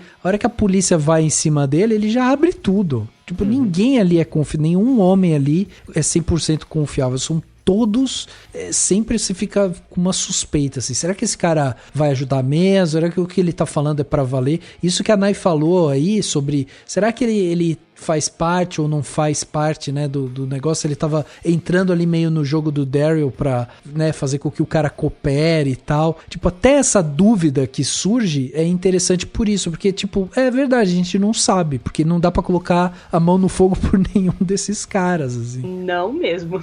Eu gosto muito das representações dos homens nesse filme, porque eles servem muito pra levantar a personagem, né? Normalmente, né, nos filmes, são personagens femininas que servem pra levantar os personagens masculinos, né? Seja uma namorada, ou seja, sei lá, uma mãe, uma amiga.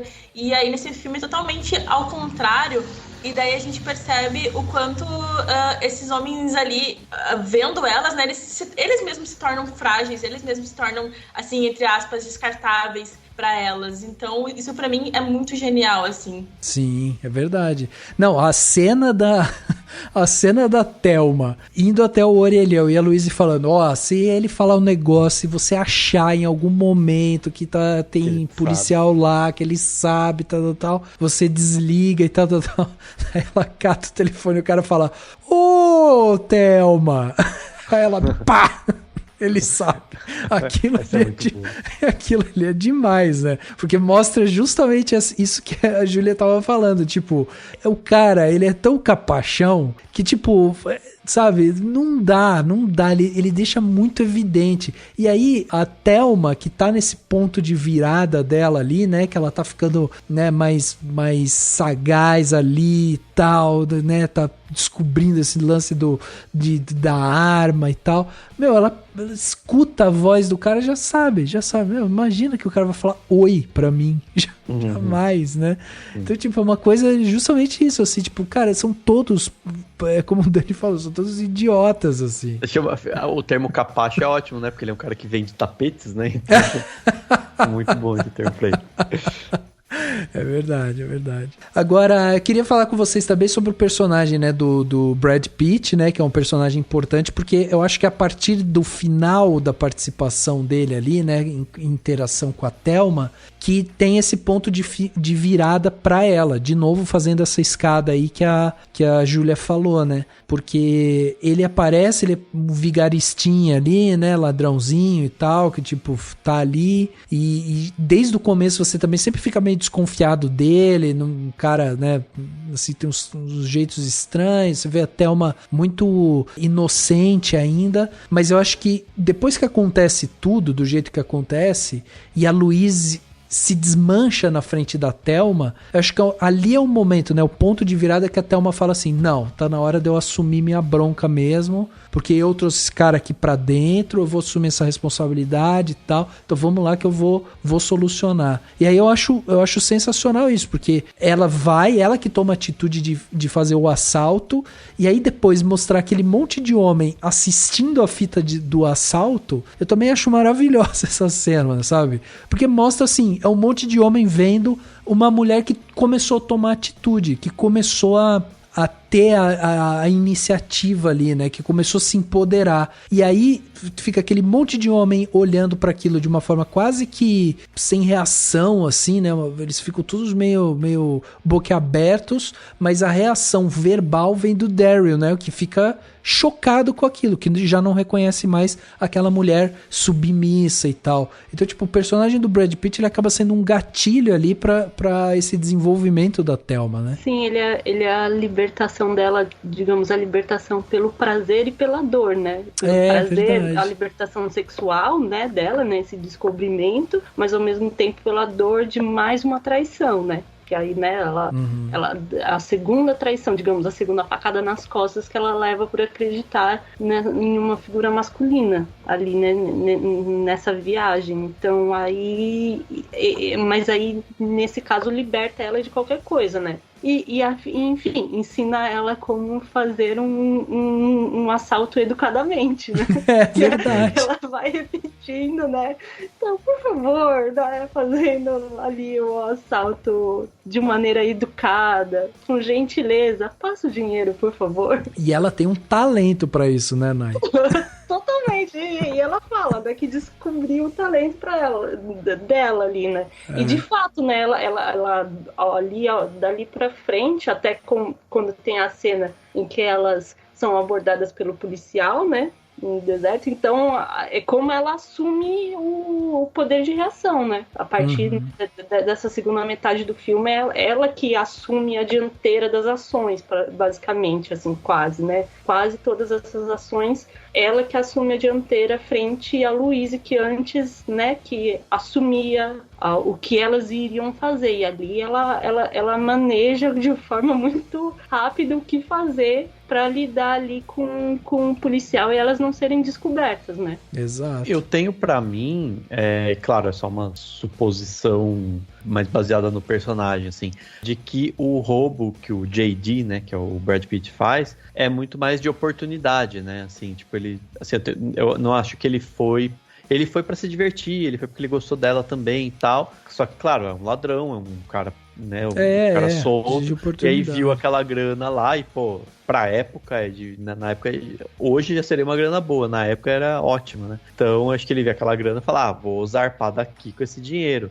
Então, assim, tem a questão dele ser o cara que faz isso, e é o último momento também de inocência da própria Thelma, né? Porque daí, se ela sabe assim, se ela tivesse falado, deixa eu pegar aqui o envelope pra ir lá, sair daqui do quarto, né, num arrobo de uma maturidade maior, talvez. Enfim, também é o último momento de acreditar, né, de ser inocente, acreditar que ele só vai ficar lá no quarto numa boa, né, assim, esperando por ela, né? E é tão emblemática essa sequência, né, que logo depois do assalto ela fala que agora ela tá acordada, né, agora que ela nunca esteve tão acordada na vida dela, tanto que ela pergunta pra Louise se a Louise também estava acordada e tudo mais, né, quando elas estão ali andando de carro de noite. E é muito forte, assim, porque ela sai de uma, como a gente falou, de uma personagem muito ingênua pra uma personagem que tem uma imposição, que se impõe no mundo, que experimentou uma liberdade que ela não vai, que ela nunca teve acesso. Então por isso também é tão difícil, né, depois ela voltar, elas quererem, né, ou sei lá,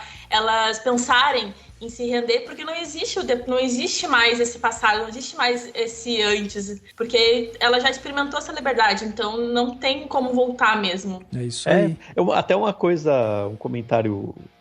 não, dois, assim. Um que eu acho que é interessante destacar, que é o do lado do cara do caminhão, né? Eu acho que tem a situação do caminhão e do cara fumando maconha na estrada, são duas situações que tem essa coisa da comédia, assim, e quase do absurdo, né? Tipo, elas cruzarem com o mesmo cara várias vezes, por mais que elas estivessem nessas estradinhas vicinais, tentando, né, fugir mesmo, assim, pra não aparecer nas estradas principais. É meio... Eu lembro que eu até pensei, nossa, não é meio forçado, mas faz sentido, né? Pro que querem mostrar, faz sentido também de mostrar esse cara, né, um homem ridículo e tal. No caso lá do policial no porta-mala e chega o cara fumando maconha, uma coisa bem clichê, né?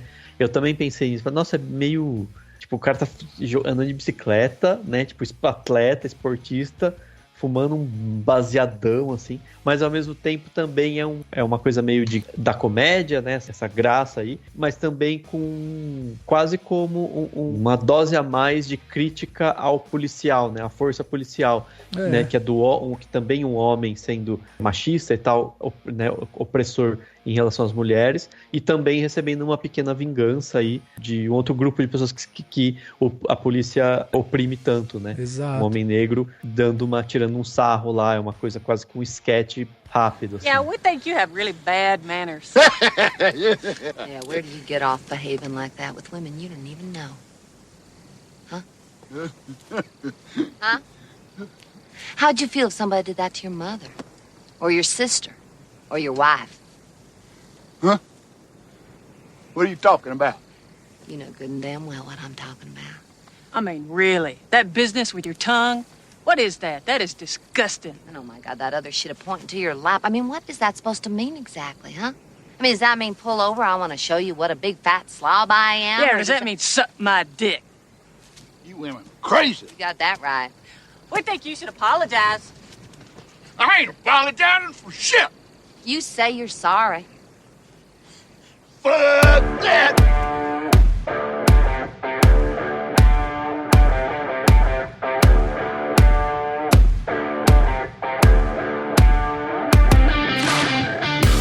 Lembrei de uma cena que também me chamou a atenção, que é um momento, não sei se vocês lembram, aquele momento em que elas estão ali, né, tipo num posto, no meio do deserto, e daí elas estão ali, né, passando, tem um barril com água ali, daí elas estão se molhando ali e tal, e estão conversando, acabou de acontecer o assalto e tudo mais, e aí tem um momento que eu achei muito interessante, assim, um take também muito rápido, porque elas estão conversando ali sobre as consequências, né? As consequências do que aconteceu. Então elas ficam assim, pô, a gente podia ir lá e falar que foi legítima defesa. Daí a Louise fala, não, mas a gente caiu fora. Então se a gente caiu fora, não tem como eu falar isso.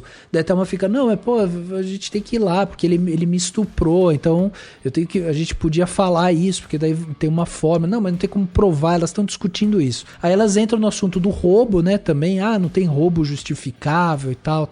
Elas ficam conversando sobre isso. Aí as duas entram dentro do carro e o diálogo meio que acaba até numa piadinha ali, porque a Louise pega e fala pra Thelma assim, ela fala, não existe roubo justificável, porque a Thelma tá falando, qualquer coisa a gente faz outro assalto, né, pra conseguir dinheiro, e a Louise fala, não existe assalto justificável. Aí a Thelma olha pra trás, vê um chapéu e fala assim, de onde você pegou esse chapéu aqui? Daí a Louise fala, roubei, né? Então, tipo, é uma piadinha. Só que logo depois dessa cena, que é a cena que eu falei que me chamava a atenção, elas estão saindo com o carro, tipo, acaba essa cena, elas estão saindo com o carro, a Louise freia porque passa uma moto. Não sei se vocês lembram disso, eu achei isso muito curioso. Passa uma moto nessa estrada vazia, que não tem ninguém, a Louise tem que frear um pouco mais forte, porque senão ela bateria na moto. E aí a moto passa, e eu achei interessante, porque o Ridley Scott, ele faz 2 takes, ele faz um take que é quase um contra-plongé, né?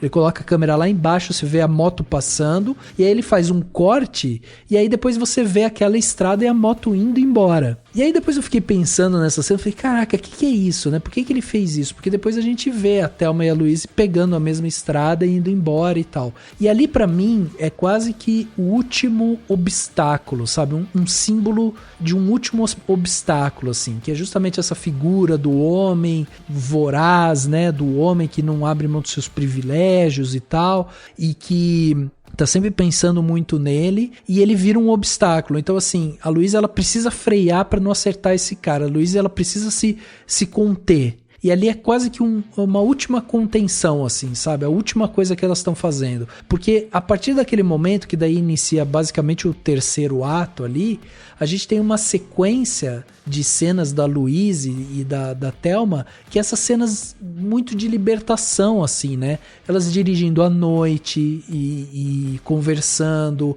A Louise depois para no deserto para ficar olhando, né?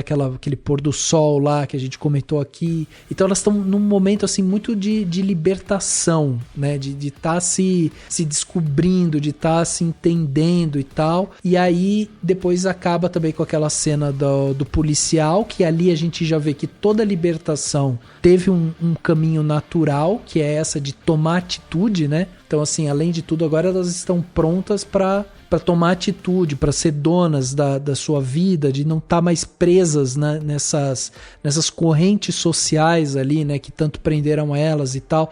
Então, assim, a gente vê uma Thelma e uma Louise, depois no terceiro ato, totalmente já modificadas, totalmente diferentes e tal. E eu acho que essa cena da moto é quase isso, é quase esse respiro, porque a gente vai ter essas consequências. É o policial, depois elas explodem o caminhão e tal, e aí finalmente culmina na cena, que eu acho que é a cena do filme, né, que ficou pros anais do cinema e tal, que é elas indo em direção ao precipício ali, né, e se jogando com o carro, que daí é a cena de libertação total, né? Quase de que eu decido para onde eu vou, como eu vou, o que eu faço da minha vida, e não é mais esse monte de homem que estão todos parados assistindo, incrédulos ali, porque eles percebem que eles não têm mais como controlar essas duas mulheres. Então acho que tudo isso é uma consequência.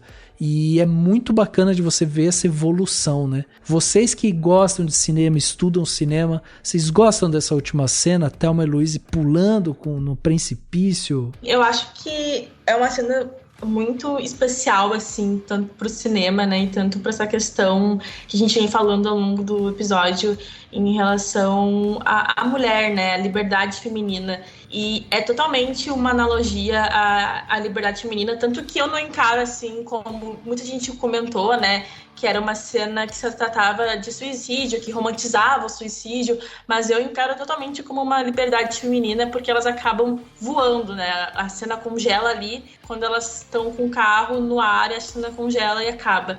Então elas estão realmente voando em busca, né? Ou totalmente alcançando essa liberdade, enquanto a gente tem ali vários homens apenas assistindo, né? E aí fazendo essa questão, porque de certa forma eles encurralaram elas. O patriarcado, né? Então é uma analogia até, né? O quanto o patriarcado consegue encurralar as mulheres e consegue colocar elas em caixinhas, né? Então elas irem reto, assim, sem olhar para trás, é realmente um salto para a liberdade. Pelo menos é como eu encaro. Eu tenho uma visão que acho que complementa também, porque eu tava comentando até um tempo atrás sobre a questão dos cenários opressores, né? Tudo é muito opressor e tal. Eu acho que o Grand Canyon é muito isso, né? Tipo, é aquela ideia de umas montanhas ou aquelas coisas, as rochas todas cercando, né? Todo o canyon, né? Os caminhos e tal. Querendo ou não, também é uma forma delas serem opressoras com aquilo que está sendo opressor, né? Se atacarem, né? Elas vão se misturar aquele cenário opressor, aquele cenário que tá sendo duro com elas, né?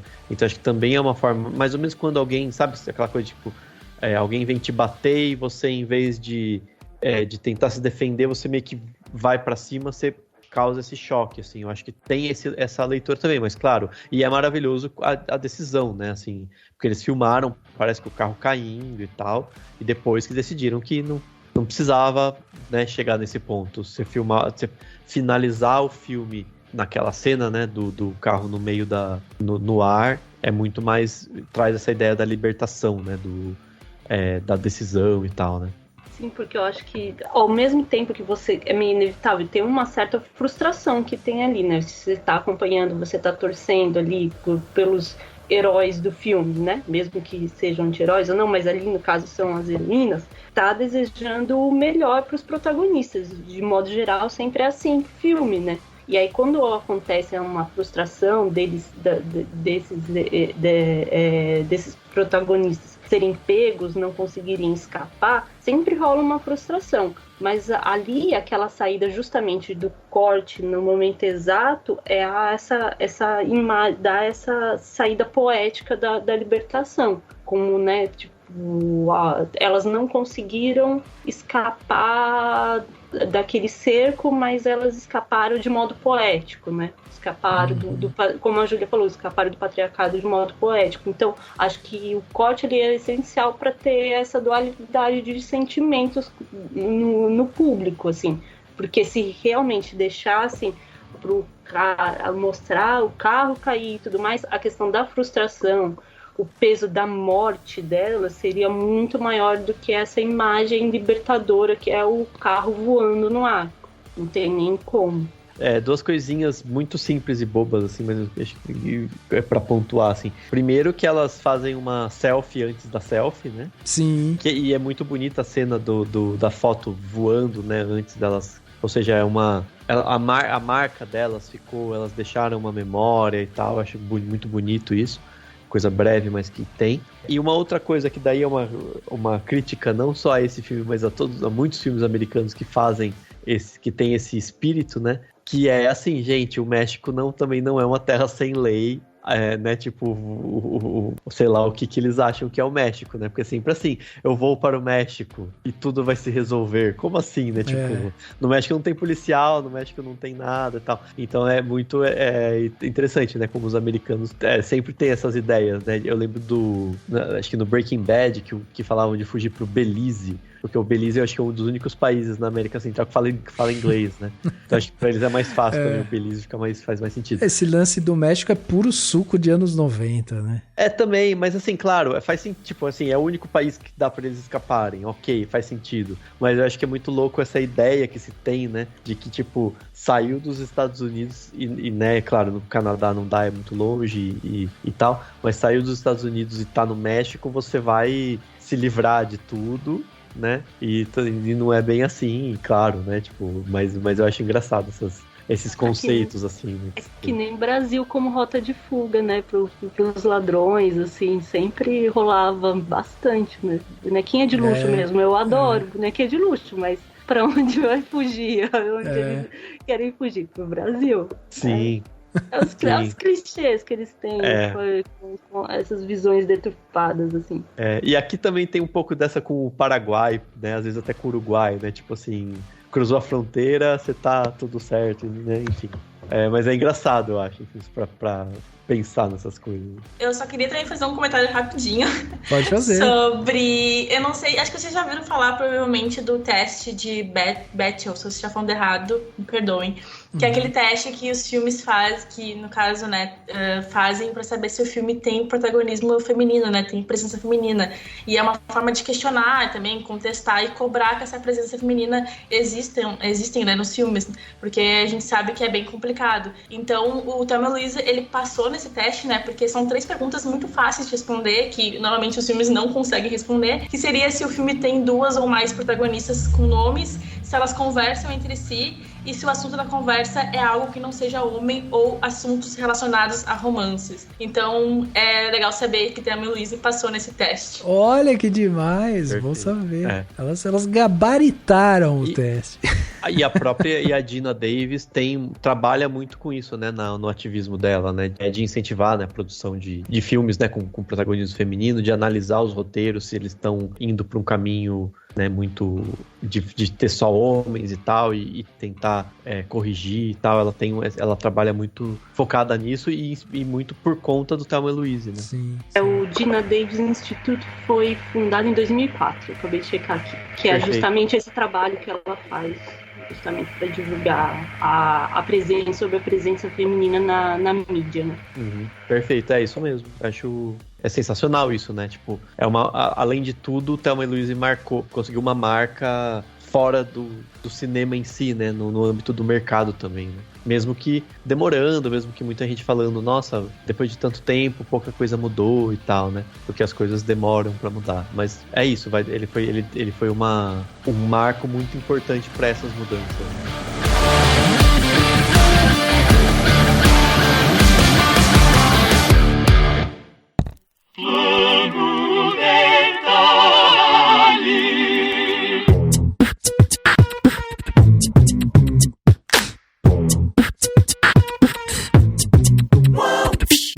Detalhe da semana, aquele momento aqui onde a gente dá dicas pra você, ouvinte, né, pra você curtir melhor a sua semana. Já temos esse plano de detalhe macro aqui, que é corra pra assistir no Prime Video ou em outro lugar aí que você queira. Thelma e Louise, né, um filme que é praticamente atemporal, né, você assiste o filme e cara, ele ainda é muito atual, é muito bom ainda, é incrível esse filme, então já fica essa primeira dica aí. Mas Dani, vamos começar com você, o que você trouxe de bom aí, de plano de detalhe pra gente? Vamos lá, vou dar uma dica rápida e simples, assim, mas já que o assunto é filmes protagonizados por mulheres e tal, tem um recente que a gente viu, gostou e gravou um podcast aqui, que é o Tudo em Todo Lugar ao Mesmo Tempo, né? E eu queria indicar, na verdade, um outro podcast sobre esse filme, apesar do nosso ser maravilhoso, e você deve ouvir o nosso também, mas eu queria indicar um porque foi muito legal, que é o Enquadrando, né? Por quê? Porque o Gabriel Gaspar, né, que faz os vídeos no YouTube e tem podcast, ele fez meio que uma campanha, assim, né? Falou, gente, por favor, coloquem a hashtag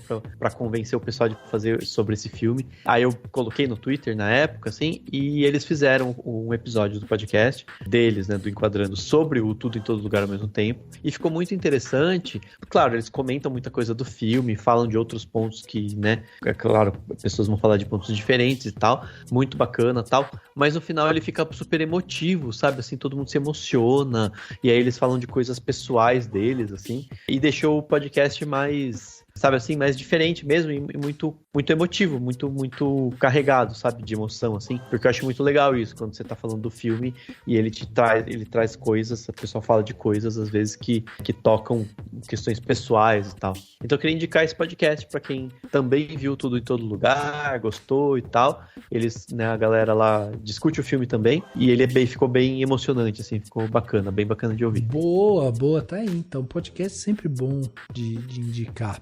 Lembrando você, ouvinte, né, que tudo que a gente tá falando aqui vai ter link no post, então se você não pegou alguma coisa, vai lá, vai ter lá o link, é só você clicar, você vai ser direcionado pra tudo que a gente tá falando aqui. Júlia, e você, o que você trouxe de bom pra gente aí, nesse plano detalhe? Então, eu vou indicar o tema de estudo do meu TCC, porque eu vou me formar logo aí, tu faz o final do TCC, que é o filme, né, no caso, o documentário A Batalha do Chile, do Patricio Guzmán, que é um documentário que trata do golpe militar que o Chile sofreu em 73, e aí como aconteceu esse golpe, como a população também, o povo, né, se reuniu para ir contra o golpe, e é um documentário muito interessante, porque ele é dividido em 3 partes, e cada parte conta um pedacinho do que aconteceu, e é interessante também, porque o Patricio Guzmán estava ali presente na época, então ele tem bastante fatos ali, é um pouco bem jornalístico, então por isso que eu estou fazendo com o meu TCC, né, porque ele tem bastante teor jornalístico,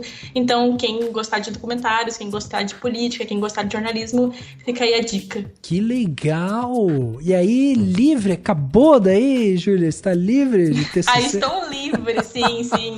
Olha, estou aqui super ansiosa, mas estou bem feliz de fazer esse TCC. E mais uma coisa, tá disponível no YouTube, esqueci de comentar isso. Ah, boa, legal. Boa. Caraca, que demais, olha aí, vou até colocar aqui na minha listinha pra eu ver também. Muito bom. Nai, e você? Fazia tempo que você não vinha aqui, tem lista grande aí pra nós hoje, Nai? Não, acabou dando certo. Primeiro, antes de tudo, Júlia, boa sorte no TCC. Sei que esse momento é muito especial. Obrigada. Esse momento é muito especial. Você já prepara, assim, quando você terminar, seu ritual de libertação do TCC, que isso é mágico. É um momento mágico, mas vai passar e vai valer a pena, pode ter certeza. Mas então, Rafa, acabou, assim, que quando eu participei de 2 podcasts do Cinemação durante a quarentena, mas os 2 não tiveram plano detalhe, né, que foi a participação especial da mostra, né, que eu depoimei todas as dicas, e o Nunca Raramente, às vezes, sempre, como ele era um episódio especial, né, do Telecine, não teve plano detalhe, eu acho. Não tenho certeza. Não, tenho certeza, é isso mesmo. Então, eu não falei do álbum que eu acho que eu mais consumi nesse período, mas eu acho que tinha que ser, assim, calhar, deu certo de ser um podcast sobre Thelma e Louise, a gente falando sobre mulheres na indústria, no caso do cinema, e aí, por isso, minha dica vai pro Woman in Music Part 3, que é o 3º álbum da banda Haim, que eu já cheguei a comentar, acho que dei uma dica de videoclipe num que a gente estava falando sobre o PTA, Paul Thomas Anderson, porque ele tem dirigido alguns videoclipes, né, delas já, né, é um grupo de 3 irmãs judias californianas, que ele tem feito alguns videoclipes desde o 2º álbum, e aí agora fez também desse 3º, e com elas fez o Licorice Pizza, né, que estreou aqui no início do ano. E, enfim, esse álbum de 2020, ele é muito bom.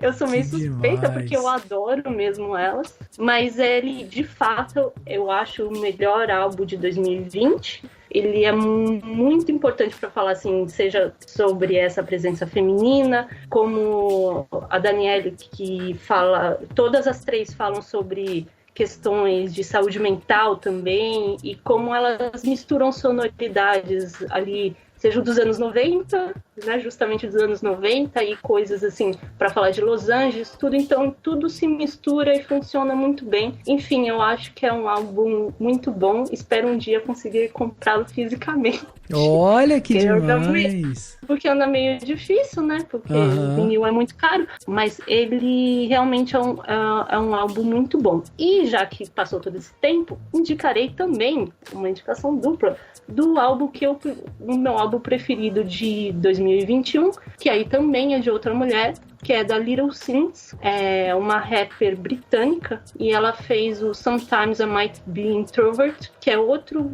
álbum que fala sobre saúde mental e empoderamento feminino, e nesse caso negro também.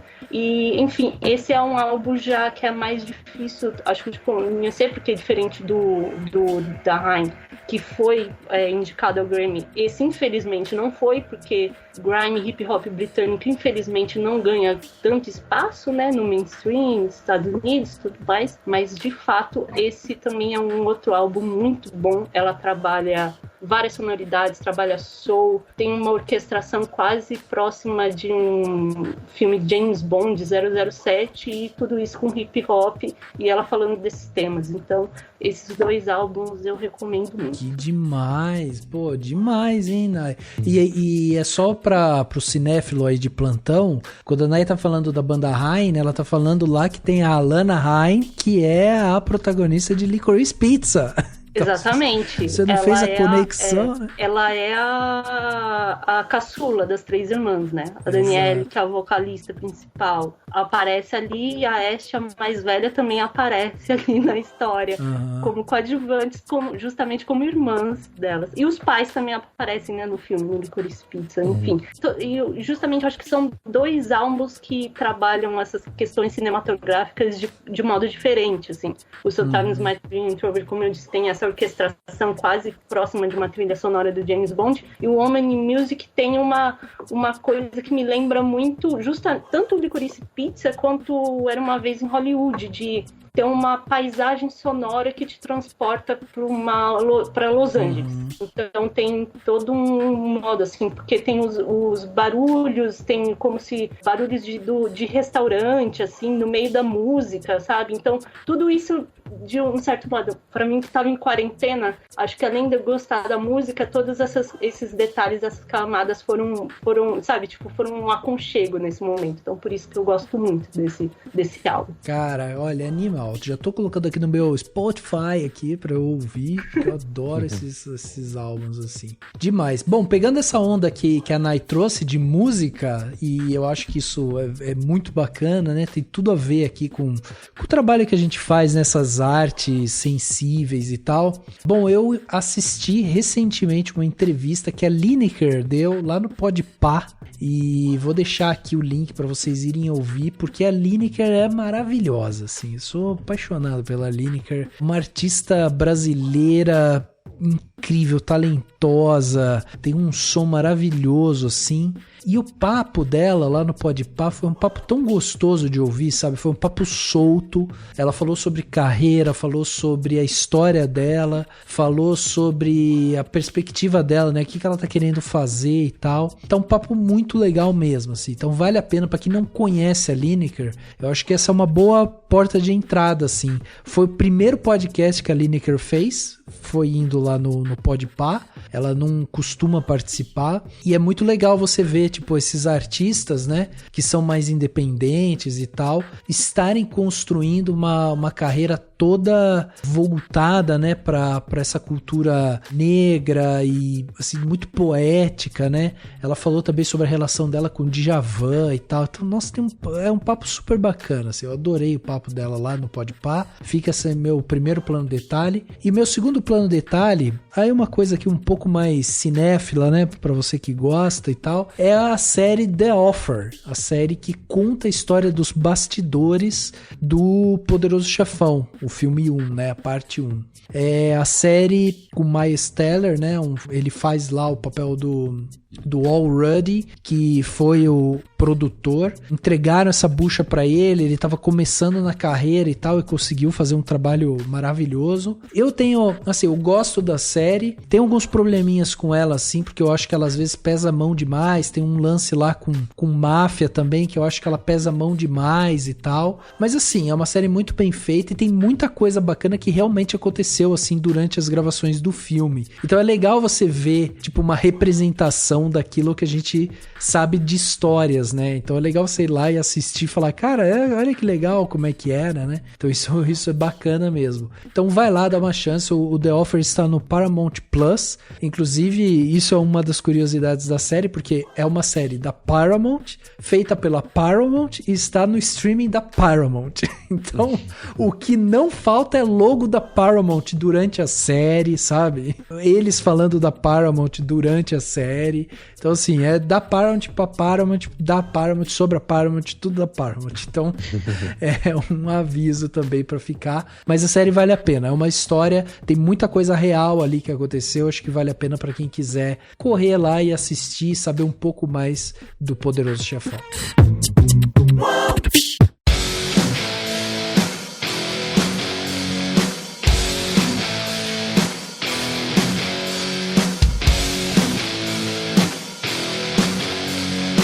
Chegando aqui no final do podcast Cinemação 471, batemos esse papo sensacional aqui sobre Thelma e Louise.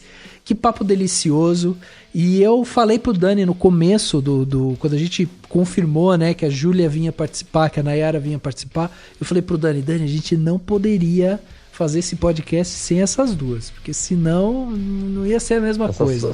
Não, e se for só homem falando desse filme aí, pelo amor de Deus. Não, né? Pelo amor de Deus, pois é, não ia dar. Então, eu só tenho que agradecer aqui, com todo o coração, com toda a alegria, vocês terem vindo conversar com a gente. Ju, muito obrigado mais uma vez pela sua participação aqui com a gente. A gente adora ter você aqui. Já fica também o detalhe, né? Não é a primeira participação da Júlia aqui, ela já esteve aqui outras vezes. Vai voltar, com certeza. E eu só tenho que te agradecer. Então diz pra gente, pra quem quiser acompanhar seu trabalho, acompanhar aquele tweet lá de terminei meu TCC, onde que te encontro também nas redes sociais. Muito bom. Enfim, eu tenho só também a agradecer pelo convite. É sempre uma honra estar aqui falando com vocês. Eu lembro até hoje, primeira vez que participei do podcast, então sempre é muito legal. E, enfim, se quem quiser me seguir nas redes sociais é @jujubsbart, B-A-R-T-H, no Twitter, no Instagram. Por lá eu comento tudo que me dá na telha de filmes, séries, também compartilho os meus textos que eu faço no Fidedigno.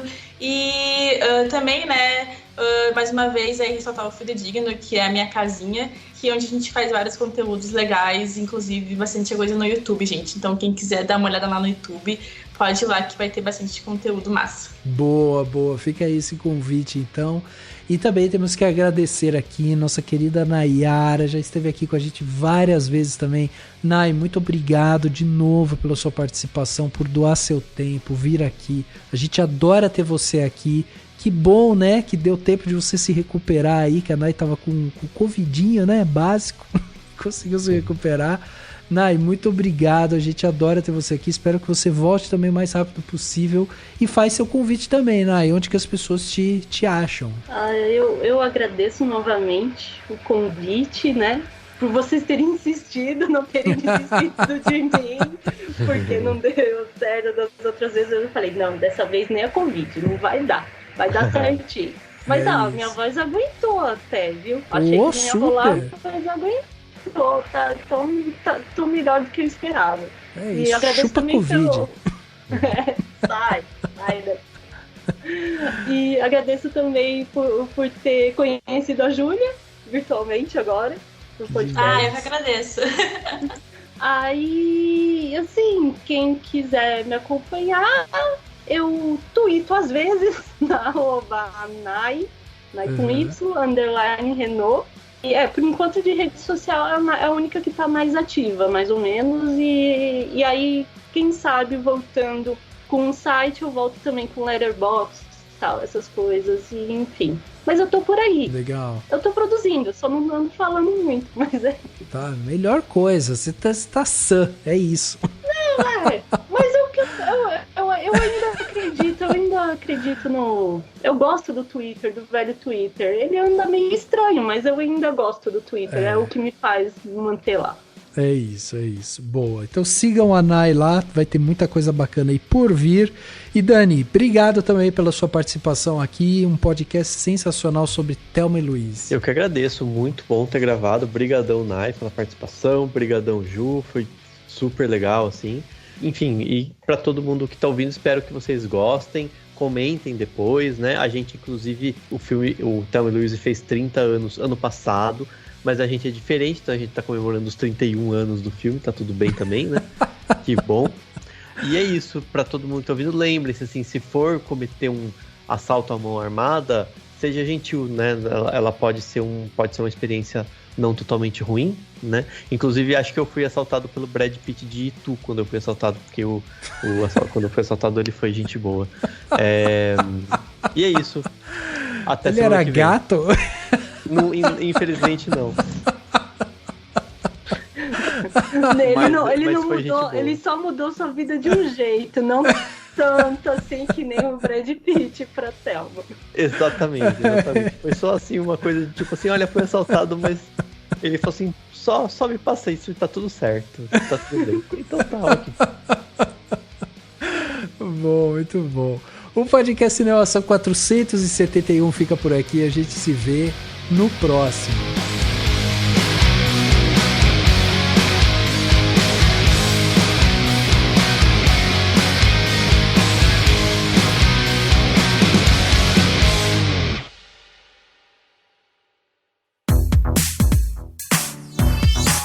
Esse podcast foi editado pela Isso Aí Design. Tudo isso é forma com função. É design estratégico. É isso aí.